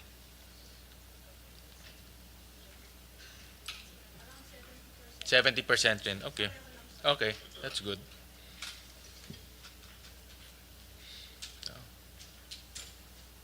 Is there a way to, parang NLRC, is there a way to deputize the LGUs? Kausap namin kasi NLRC, di ba meron tripartite council Yes. for labor cases, industrial cases, and that's to unclog yung NLRC with labor cases. Maybe a concept that you can think of. Kasi yung mga, to be honest, nung mayor ako ho, marami talagang away ng homeowners. Yes, Na sir. from informal to, hindi ko nga alam bakit nag-aaway sila para maging presidente. No? I really don't understand. From sir. informal to subdivision. And we try to mediate at our own level. No? Minimediate namin at our own level. Sometimes, I remember there was one time, yung City Hall naging COMELEC, and nagkaroon sila ng re-election kasi it was an election issue eh. No? Yes, sir. Tandaan ko pa ngayon, sino ba ang bona fide member? Yung mga nagbabayad ba o yung may-ari ng lupa? Naabutan ko lahat to yun eh. No? So is there a way to deputize, let's say, the LGU, just like what NLRC is doing? Para at the para hindi na, para ma-unclog rin kayo, 'di ba? Yung mga maliliit na cases na ganun. Yes, sir. However, the law kasi mandates HSAC to adjudicate kasi. It's All? Yes. Yes, sir. Okay. If at all, what we can do is to coordinate with the LGU, ask for the issuance of a resolution of the City Council to help us in terms of execution. And there are times as you mentioned, election cases. And in election cases, if we can help or we can ask the LGU to assist us in terms of holding election, that's on Yes. execution. It can be done po, sir. Okay. But on Kasi execution, but not on in terms of adjudication because that has been... ano lang, for mediation lang, 'di ba? For example, if both parties agrees to hold a re-election and the LGU is the COMELEC or observer, para lang unbiased, 'di ba? Nagawa namin 'yun eh. I think a few cases, no. Well, the option mahirap pa, it's not but araw-araw kasi nandun na kami. So araw-araw pumupunta sila. So that was the solution that we proposed. The option, sir, is always with the with the complainants or the homeowners. No, they have the option to go to the LGU to ask for assistance, and then they have the option also to file in HSAC, and that's where we enter the picture as a quasi-adjudicatory body to entertain complaints that may be filed before our regional offices. Were there an instance where LGUs had any formal parang formal engagement with HSAC in terms of Execution, sir? execution or mediation? Not that I know Not formal, of, no? Not Not that I'm formal, just sir. na pinuntahan kasi kami ng NLRC and Valenzuela kasi we have a very active yung TIPC, Tripartite Industrial Peace Council. Because you have an industrial industry Oh, in yeah. Valenzuela. So, and they were very happy because we basically the TIPC is the one first line of defense Yes, to sir. prevent mga strikes, prevent industrial conflict. Yes, sir. If the TIPC cannot handle it, tsaka umaakyat sa NLRC. So I'm thinking of the same model for HSAC since a lot of these homeowners talagang LGU ang pinupuntahan nila eh. Are very emotional, in fact. Very, very. Yes, sir. I've seen that. I've seen that Yes, firsthand. sir. Yes, sir. We In fact, also... umaabot pa minsan sa patayan. Yes, sir. Meron kaming cases na ganun. It's unfortunate. 3 cases na ganun. Yeah. Yeah. But the option remains with the complainants, sir, if they will file in HSAC or sometimes in DSUD or in the LGU, at least at the initial stage, the LGU can assist. But if the parties will opt to file in HSAC, it will be through the regional arbitration branches. So it's something to think about lang, no?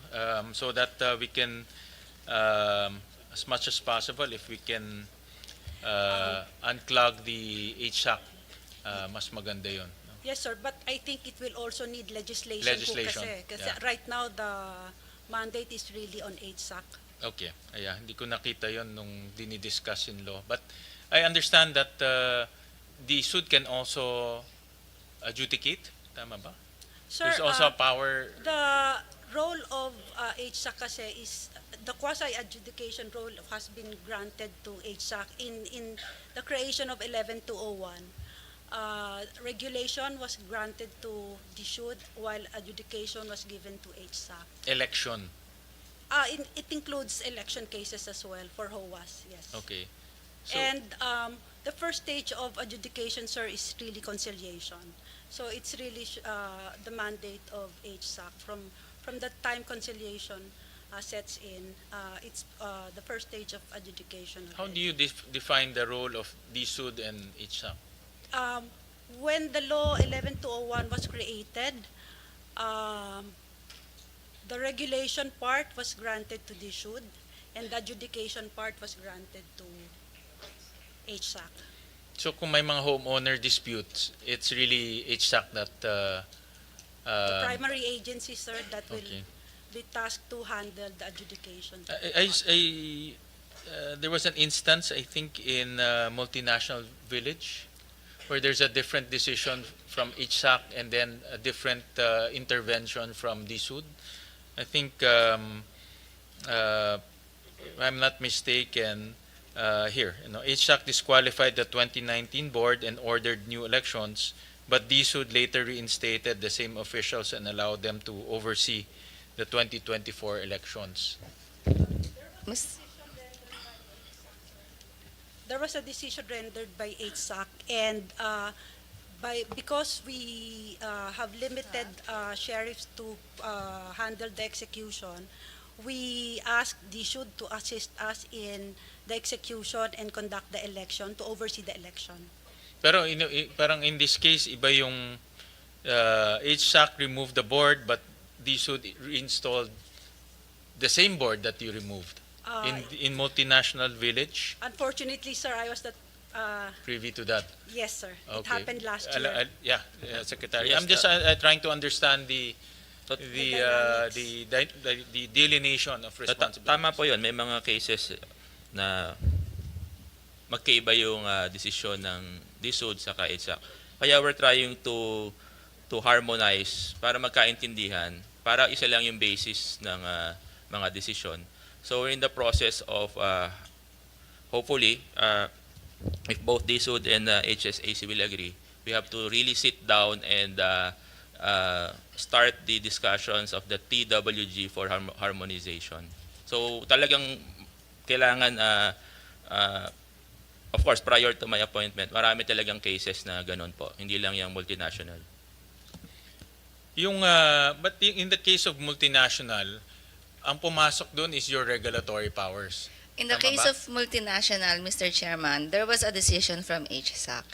That decision was appealed to the Court of Appeals. It was reversed, and that decision of the Court of Appeals was affirmed by the Supreme Court. So in the exercise of regulatory powers of DSUD, we conducted election in multinational using the final and executory judgment of the Supreme Court. So there is technically no conflict in the decision between HSAC and DSUD insofar as multinational is concerned, because we did not decide. We just exercise our regulatory powers to once and for all settle the issues concerning the community of the multinational. Acted on the decision of the Supreme Court in this particular Yes, case. Mr. Chair. Okay, all right. And one good thing is based on data, 90% ng decisions ng HSAC is Our affirmed affirmance rate, sir, is very high. It's affirmed by the CA, 96%. except for multinational. No, I think yun in 10%. Well, In 10% na reverse, based on pero our 90% panalo naman. Yeah, Oo. based on our record, sir, we have a very high affirmance rate. Oo, that's very good. Itong multinational kasi mayayaman yan eh. No? Kaya pwede i-appeal. Siguro yung mga ISF, pag anong sinabi ng HAC, yun na yun. Diba? So, but that's it's good to hear that the 90% are being affirmed 96%. by 96%. Yes, sir. Okay. All right. I'll go to NHA.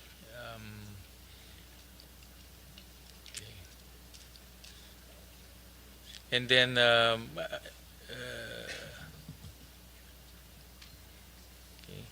Sa NHA, there's a 2.2 billion subsidy, GM, no, na ibibigay. Yes, Mr. Chair.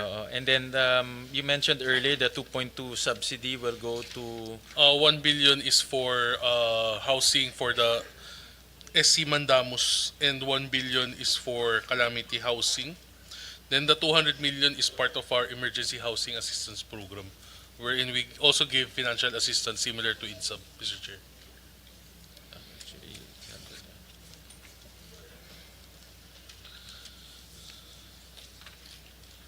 Actually, that's what I wanted to ask. No? Anong difference nung ni IDSAP and yung emergency housing program? Kasi dito, which 200 million for emergency housing program, for the emergency housing assistance program, EHAP, which provides immediate housing assistance in the form of cash aid to victims of calamities to facilitate prompt recovery and shelter construction. Actually, Pareho eh. Mr. Chair, it's a similar program wherein we give financial assistance to man-made or natural calamities doon sa mga tinamaan po ng earthquake, bagyo, fire. We also harmonize with the SHUD on a similar na po kami wherein we give 10,000 pesos for those partially damaged and 30,000 pesos for those totally damaged houses. That's why, Mr. Chair, in our wish list, kasama yun na we are requesting na yung IDSAP for 2026 sa NHA natin ilagay para ma-consolidate na yung EHAP saka IDSAP. The move of the department is to put it under NHA. NHA. Bakit NHA? Hindi Mas DSU? yung organization nila mas malawak sila nationwide, and nasa charter din nila dun sa bagong charter nila.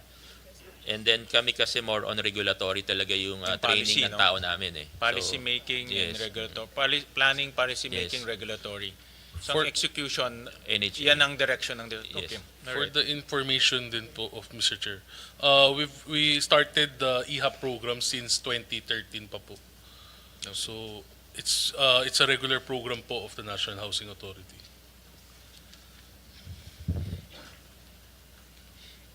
And then I'll ask this to all of the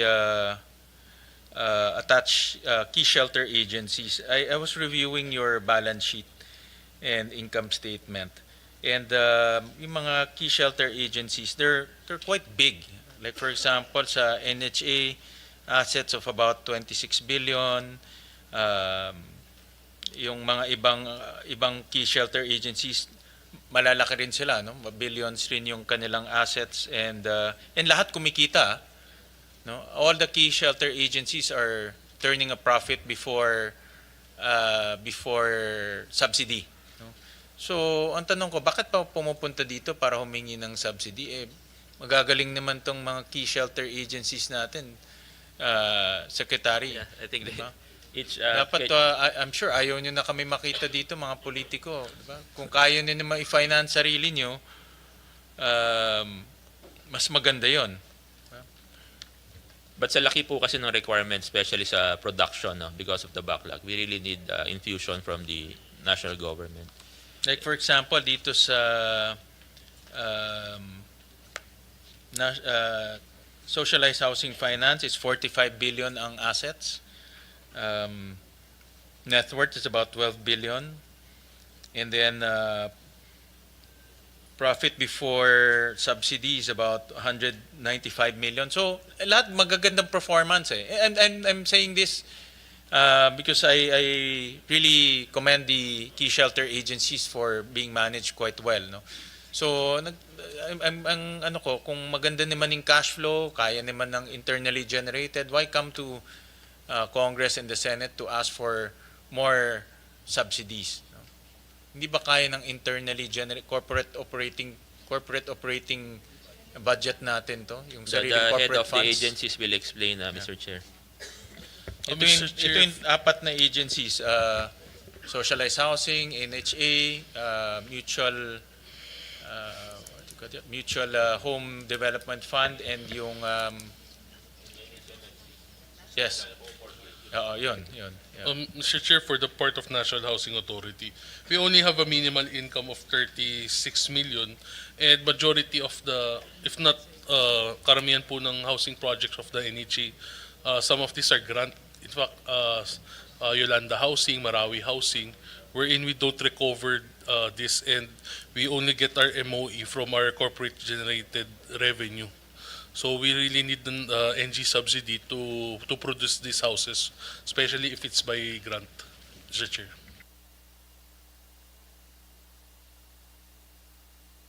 Projected profit for 2026 is 66 million Yes, Mr. before Chair. subsidy. No?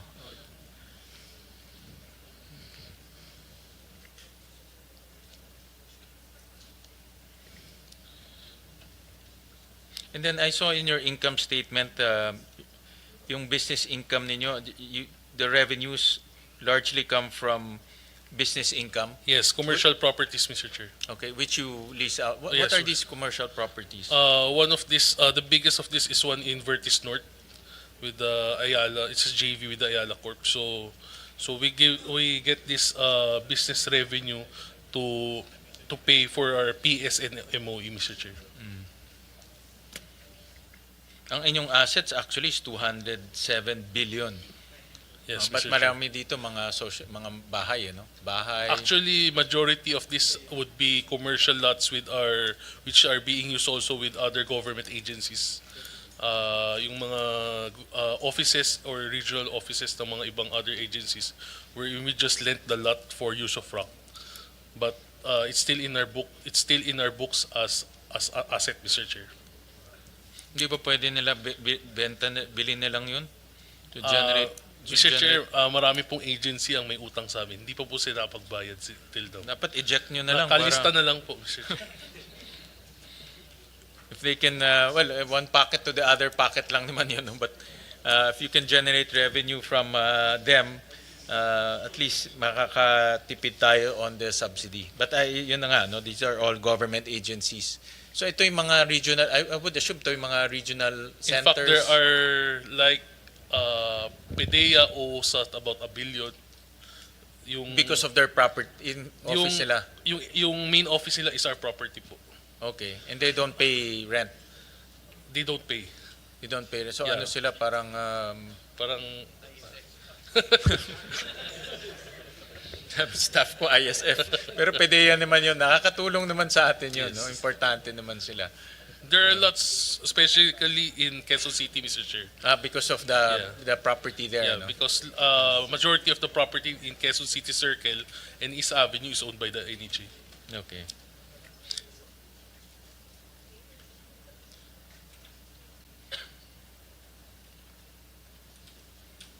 Yung next year ang corporate funds nyo, you plan to use 27 billion for your corporate funds. And this 27 billion mostly will go into by 6 billion will go into developmental programs. Developmental program and service related. So, ito ba yung mga production of houses? I'm not sure which. Dito sa ano nyo, sa next year your operating budget, your COB is 29 billion. 6 billion will go into 6 billion will go into a program called Developmental Program, Service Related. This will be part of our housing project, Mr. Chair. Ito yung mga housing projects ninyo. Yes. And then how many units are we going to produce with that production to of houses? Itong 6 billion.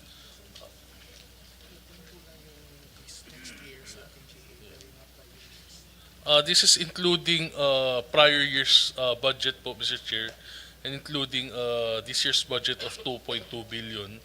The 6 billion will generate around 6 to 7,000 housing units. 6 to 7. And mostly these are low income, no? Ang NHA yan talagang target niya.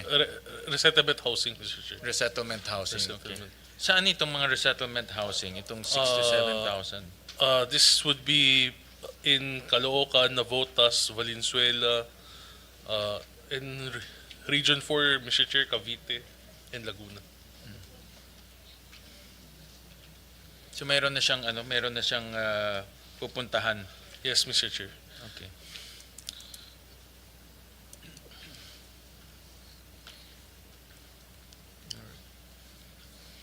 Actually, itong 6 billion if you compare this to the total housing requirement, di siya ganun kalaki. We talk It's about minimal. only 7,000 units. So, but kanina, ang ating estimate is about 1.3 million requirement. So, malayo pa tayo. Layo pa. Just submit to us itong breakdown nung 6.7 billion worth of housing units. Submit to us the locations. We will submit, Mr. Chair. Meron lang kami kasi yung gagamitin ng 2.2 eh. In fact, Mr. Chair, our Tier 1, which are ongoing project, is amounting to almost 32 billion. But since 2.2 lang po yung nabibigay sa GAA, we just budget it accordingly kung ano po yung mabilis matapos. Yeah, yung sa 2.2, yan pupunta yan sa Imandamos, sa Manila Bay. And then yung housing assistance program for calamity victims. And the Comprehensive and Integrated Housing Program. Itong housing assistance program for calamity victims, iba pa ito sa IHAP. This is housing po, calamity housing. This is permanent housing for those affected by calamities. Nasa net ba siya?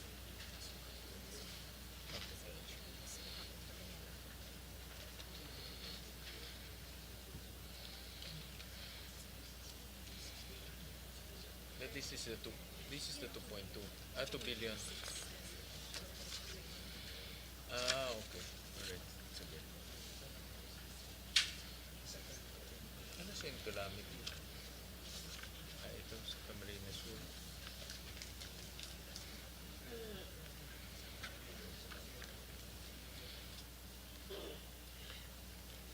Itong housing assistance program for calamity na 1 billion, iba pa siya sa IHAP. It's This is construction of housing units, Mr. Chair. okay. Where is it located? I think these are yung Typhoon Pablo and Typhoon Odette pa po before. So, Kamsur area, Tigaon, and Tabaco area. Construction to, actual construction Construction. na siya. Okay. And kayo may NHA owns the land or who owns the land in this case? The others are LGU owned, but the Okay. others, it's package po kasi ng house and lot. Okay. So, we bid out house and lot na po. Itong mga kaganitong sa housing assistance program for calamity, these are purely grant to. Walang walang amortization. Wala po. So, Case to case po, depende po sa, if we have a presidential directive that it will be grant, it will be a grant. okay. But if not, some are recoverable. Okay. Ito yung binabayad nila at magkano na nga? 200, 300? This around 800 pesos. 800 pesos a month. Tumaas na. Dati 200 lang yun eh.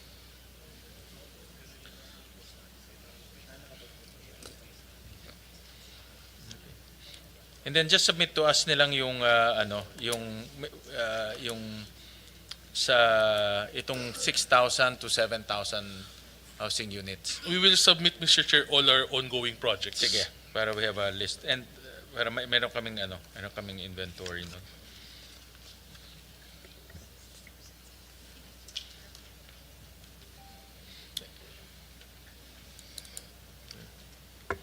And then I'll go to social housing finance kay President Laksa. Yes, Mr. Chair. Yeah, I saw that merong actually may subsidy na 166 million. Actually maliit lang compared Yes. to your size Yes. compared to your size. Kailangan pa ba ito? Yes, Kailangan niyo ba ito? yes, Mr. Chair. You might be referring to our COB, Corporate Operating Budget, Yeah, for 13. 2025, which is about 13.6 billion. Mm. But the fund source of this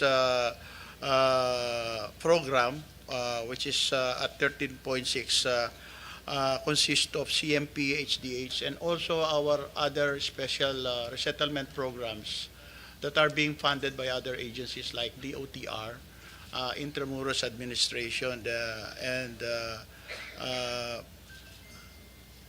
years ago, the Marawi, for the Marawi rehabilitation. But basically, for the CMP program, it will be solely funded through our GAA.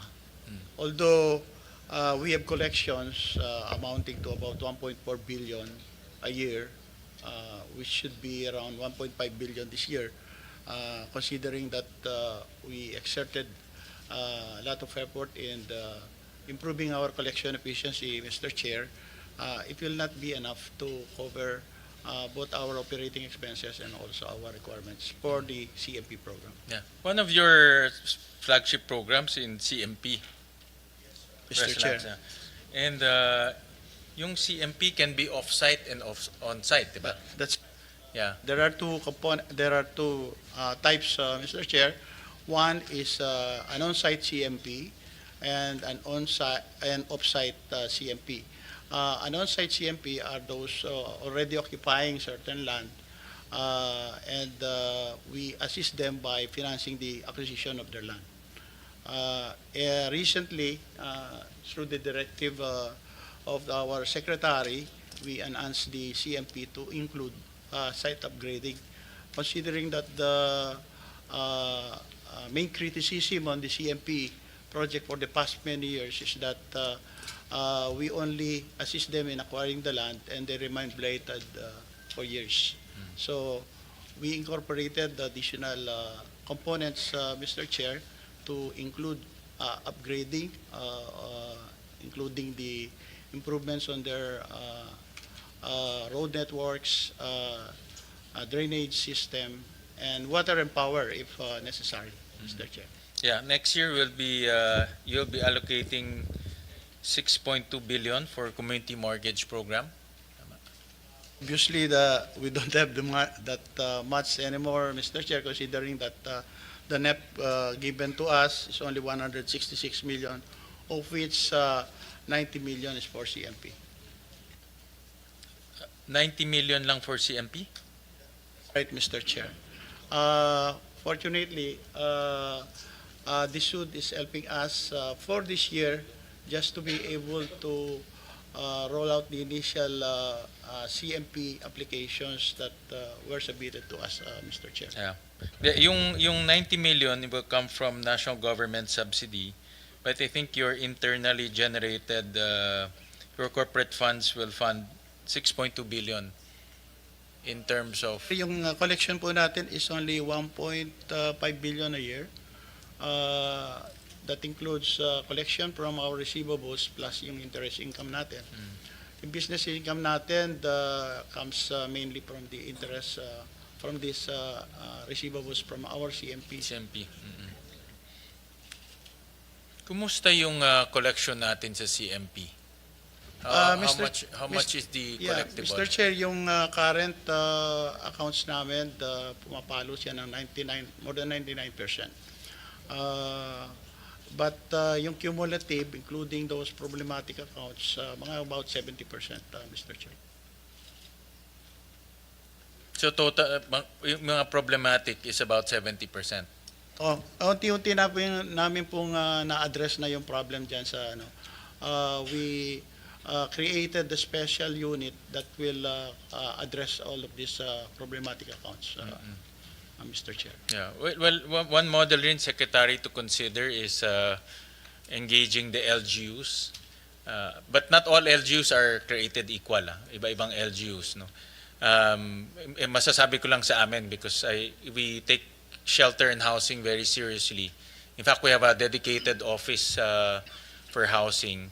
And one of the things that we work with the KSAs, the key shelter agencies, is to allow the LGUs to be the collecting agent And the tawag ni Secretary Rex, tawag niya doon, property manager, parang property manager.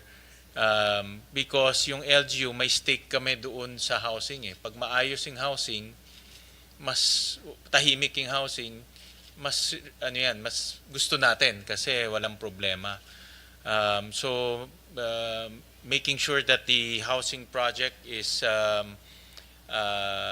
paying its dues and also maintained well is also to the interest of the local government units. At napansin ko, mas takot sila magkaroon ng utang sa mayor kaysa kay President Laksa. Kasi hindi nila nakikita si President Laksa, si mayor nakikita nila araw-araw eh, no? So one of the models that I think we had an engagement with NHA and SHAPSI is to allow the local government to collect, and then pag anong na-collect, kung anong due sa SHAPSI, ibigay. Kung anong due sa LGU, di ibigay kasi may land component. Para wala rin sakit ang ulo yung national agency. Mahirap mangolekta. In fact, I remember yung first Northville during that time. Iba pa yung administration. HUDSI pa at that time. Problematic talaga sila mangolekta bahay-bahay. In fact, I remember gumawa sila ng office doon at araw-araw nangongolekta sila ng 200 pesos per house. That's not the job of the national agencies anymore. Dapat ang national agencies policy na lang eh. Yung mga ganyan na bahay-bahay collection, LGUs na lang ang magtrabaho. Total, araw-araw naman nandun ang LGU. Eh. Yeah, actually, Mr. Chair, hindi lang sa CMP, we already started coordinating with some LGUs doon sa rental modality. So, ang concepts, itatayo yung housing doon sa property ng LGU, and then pag naitayo, it will be turned over to LGU for estate management. Sila na yung Estate management ang tawag ni Sec Rex, I remember, when he was the mayor. Yun po yung ano natin, tinitingnang modality. Kasi like sa amin, in fact, yung mga Northville projects, yung mga disiplina projects, ang gusto natin parating maayos eh. But I realize na ang tao mas natatakot at rinirespeto yung local officials kasi sila ang nandun araw-araw eh. So if there's an arrangement that will empower the local government units to do the estate management, even the collection through AMOA, I think that will be a good model for, para hindi rin kayo sakit ang ulo. Kasi that's the intention, Mr. Chair. In fact, we have one rental facility to be started na, yung sa University of the Philippines. So, ganun din, itatayo natin yung walk-up buildings, and then it will be turned over to UP, and then they will be the one to do the estate management, including collection. Collection, oh. And then, i-remit na lang sa inyo kung anong Actually, dito collection. hindi na i-remit kasi using escrow fund. So, pang estate management talaga Pang nila. ano na lang nila. Mas maganda yon, mas maganda. Yeah, but not all LGUs are created equal. I know some LGUs probably don't like the headaches, but sa amin kasi, we don't like the headaches ng magulo. No, and the only way to do that is to have certain say in the estate management and collection. Yes, that's Yeah. correct, Mr. Chair. So I'll go to National Home Mortgage Finance.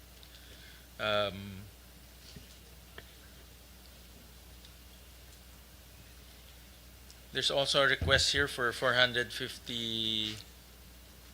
million. Yeah. Tama? No, that's only 400,000. 400,000. Alam niyo, yung oras niyo, mas maganda pa nasa office para pumunta kayo dito humingi ng 400,000. It's fine. It's fine. Sayang, it's all right. sayang yung executive time. Yeah, Oo. we can Kaya nga do that. nagkamali ako dito, parang 450, akala ko Yeah. nagkamali yung staff eh. No. Actually, our contribution of our retainer is Bakit President kayo pupunta dito for 450,000? Dapat, I'm here to support our secretary to make sure that we're here. yeah. I don't know if I should ask pa about 450,000, but saan magagamitin yung 450,000? Yeah, you really don't need to ask. Oo nga, eh, parang, oo. No, but to be honest about it, review namin, there's a alam ng mga ano ito ng LBMO, meron account called budgetary support to government corporations, and we're rationalizing because there's a lot of government corporations na maganda yung performance, no? But minsan nagtataka ko, bakit pa sila pupunta dito to ask for subsidies, no? If they can carry it on their own account. Kagaya nito na 450,000 lang, no? Parang Our parang contribution to the treasury this year from our retained earning is 377 million from our. Yes. So, yes, you're right. Our EBITDA is pretty efficient.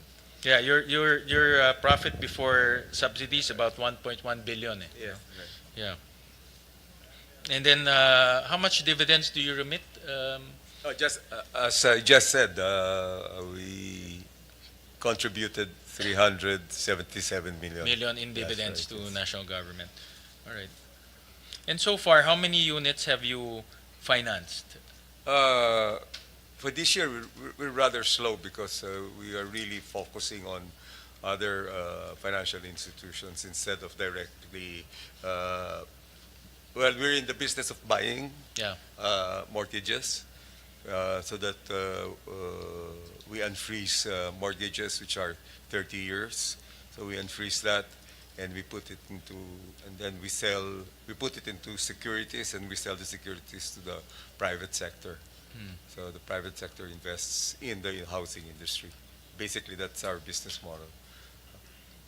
But how many? You So buy- this year, we've been But rather total? slow because we've shifted our focus from purchasing directly from developers, but directly from financial institutions. Though we still continue to purchase mortgages from developers. But how many in terms of number of units? How much have you? How much is in your portfolio right now? Because you buy mortgages, diba? And then may mga housing units yun mga mortgage. So how many units in your inventory of mortgages? Well, for the past 3 years, it's about only 800. 800 units. Yeah. Okay. Yeah, right. That's why we'd like to focus ourselves on the financial institutions. Like other financial institutions might give us 1,500. I think we're looking at. Yeah, if it pushes through. Okay. And then the mortgage that you purchase are which Socialized Type of and housing. economic. socialized and economic Yeah, right. housing. Okay. And then they pay directly to you, itong mga homeowners, the owners of the units. Yeah. They pay directly to the National Home Mortgage. Yeah. In the end, we take over the buyer's financing, and therefore we actually do the collection. You do the collection. Yeah, Diretso right. na sa, Right. sa National Home Mortgage. And So itong 800, they pay directly to you. right. Right. How is the collection rate of this 800? There are two parts of our receivables.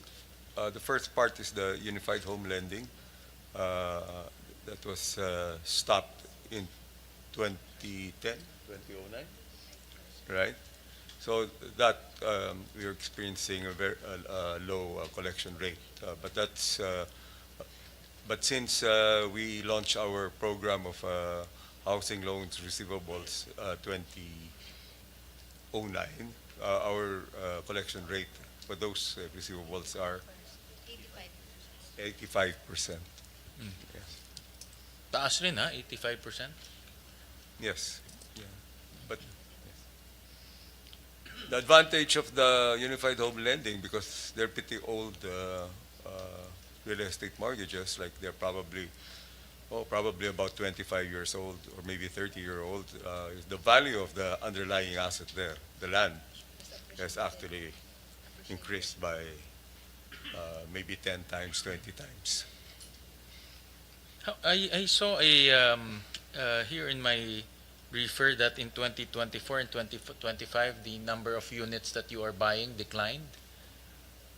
Yes. How come it declined for 2024, 2025? Well, firstly, we implemented our policies strictly, and secondly, we felt that the opportunities lie in the real estate mortgages that are existing in other financial institutions rather than developers, right? So that's the reason why it's slowed down. Okay, from here in my notes, 2,170 finance units in 2023, and then only 27 units Correct. in That's correct. 2025. Right, yeah, that's correct. But you buy from government financial institutions We buy from government and private sector. and private sector. And private. Only banks? Only banks or developers as well? In-house financing ng developers? Prior, it was basically developers, but now we're looking at financial institutions such government, private banks, even other financing institutions such as savings associations, right, cooperatives.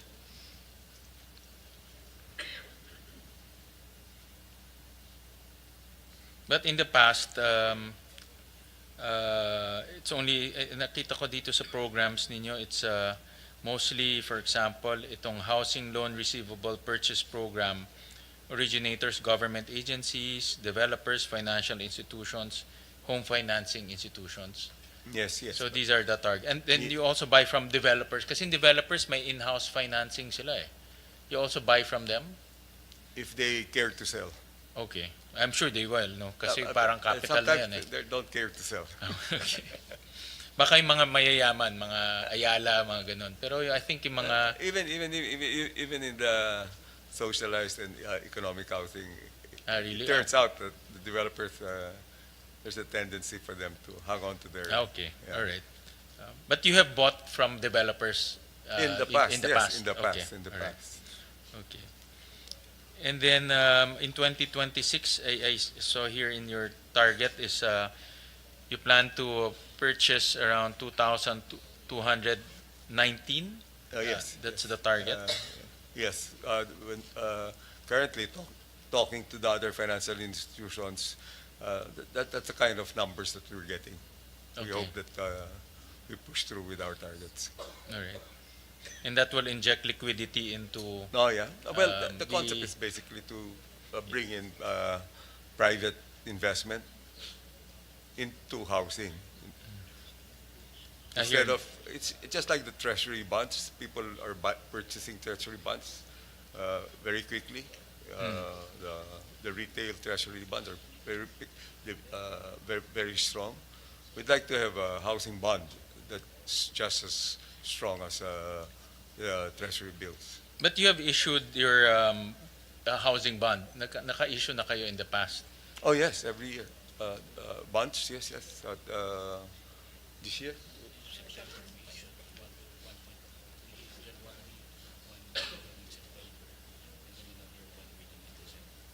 So hindi nyo na This kailangan September, talaga yung 400,000. Mag-issue na lang kayo ng bond. No? Sayang. Yeah, this year we've issued roughly about Pahiramin na lang kayo ni Secretary ng 1.5. 400,000. We're targeting maybe about 2 to maybe 3 billion by the end of this year. It's heavily regulated. We talked Yeah. to a lot of other financial institutions to give us their okay. But if we're able to turn around rather quickly, we might reach about 2 or 2 plus billion. What is the outstanding bond issuance right now? How much bonds have you The total- issued?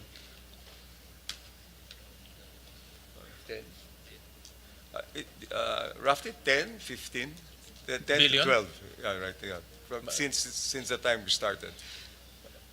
10 to 12 billion. Yeah, right. And then outstanding. Yeah, outstanding. Yeah, This 10 to right. 12 billion was used to buy all of these mortgages. Yes. Okay. Yeah, right. Yeah. And then the homeowners. Right. Yeah, right. pay you, and then you pay the coupon of those bonds. Yeah, right. Okay. But we're actually the Fannie Mae of the Yeah. Philippines. Yeah, right. Okay. Now, people have advised us, the investment bankers advise us to make a dent in the market. We should be issuing about 5 billion a year. 5 billion sort a year. of. Yeah, so that's a target that we'd like to see so that these capital markets can grow. The capital markets investment in housing can grow. How is it, Secretary, yung activity ng National Home Mortgage? How does it play into the housing strategy of DSUD? Kasi meron ng 4Ps, how do I call this? Reform 4Ps, expanded 4PH. Paano sila how does it connect? Mr. Chair, they're basically provide liquidity in our market. As many of our borrowers or developers eventually will realize they could not wait until 30 years for the beneficiaries to pay them. So they need to be able to replenish that money, and HMFC are able to buy the receivables. Doon po nagkakaroon ng refresh yung funding ng mga developers to do more projects. Yun po ang tulong ng National Home Mortgage Finance Corporation. Policy point of view, I would assume that ang DSUD ba sits as the chairman of the Yes, of Mr. the Chair. National Home Yes, Mortgage? yes, Oo. Yes. So Yes, our chair. if the Secretary. target is to finance 1.3 million homes, largely from informal settler communities as well as low income, yun ang dapat tina-target nilang portfolio na binibili, di ba? Yes, Mr. Chair. The idea is to get as many developers to do projects and then to transfer the receivables to Yes. National Home. So that in But turn, not the upper, let's say, hindi naman receivables, let's say, ng mga upper middle, mostly. Kasi generally ang they're backlog targeting nandito po socialized housing. Socialized housing. Socialized housing po. Socialized and Socialized, okay. Is this socialized housing, socialized to economic housing. is that considered a high-risk portfolio? Yes, but if you blend it in the asset pool and Do you lower the risk? Yeah, right. Yeah. Then you lower the risks because anyway there's many accounts with Correct. small amounts, Yeah. so the risks is spread out. But the accounts is only 2,000, tama ba? 2,000 units? Therefore, that's 2,000 accounts?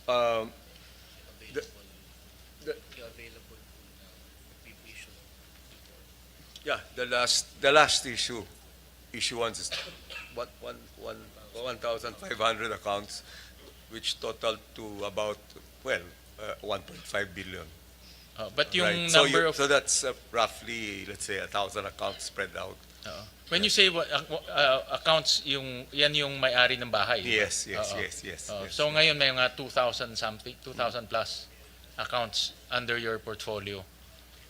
Tama? Actually, actually we have more, but right now we have 2,500 that we could still issue bonds against. Okay. Yeah. All right. But we actually have much, much more. About 67,000 accounts. 6 to 7,000 accounts. Right. Okay.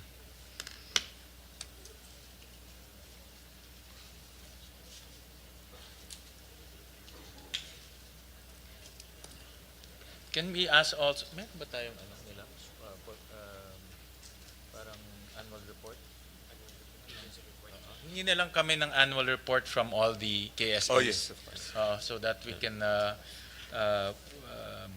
we'll have some information about your operations. We will comply, Mr. Chair. Secretary.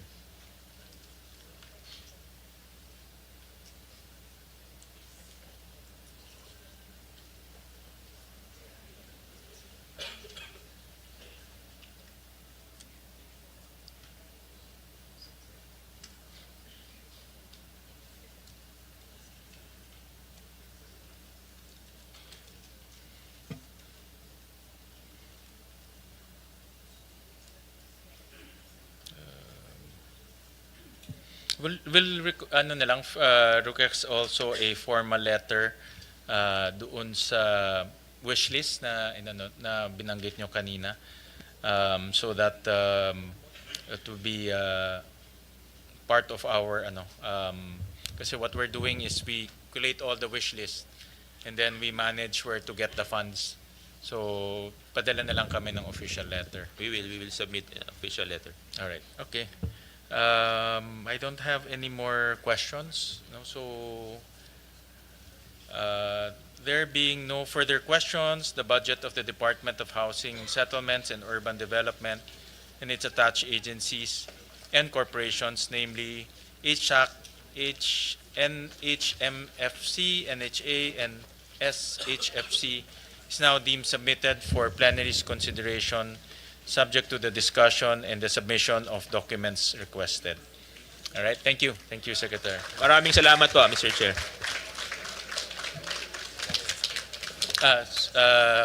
Session suspended.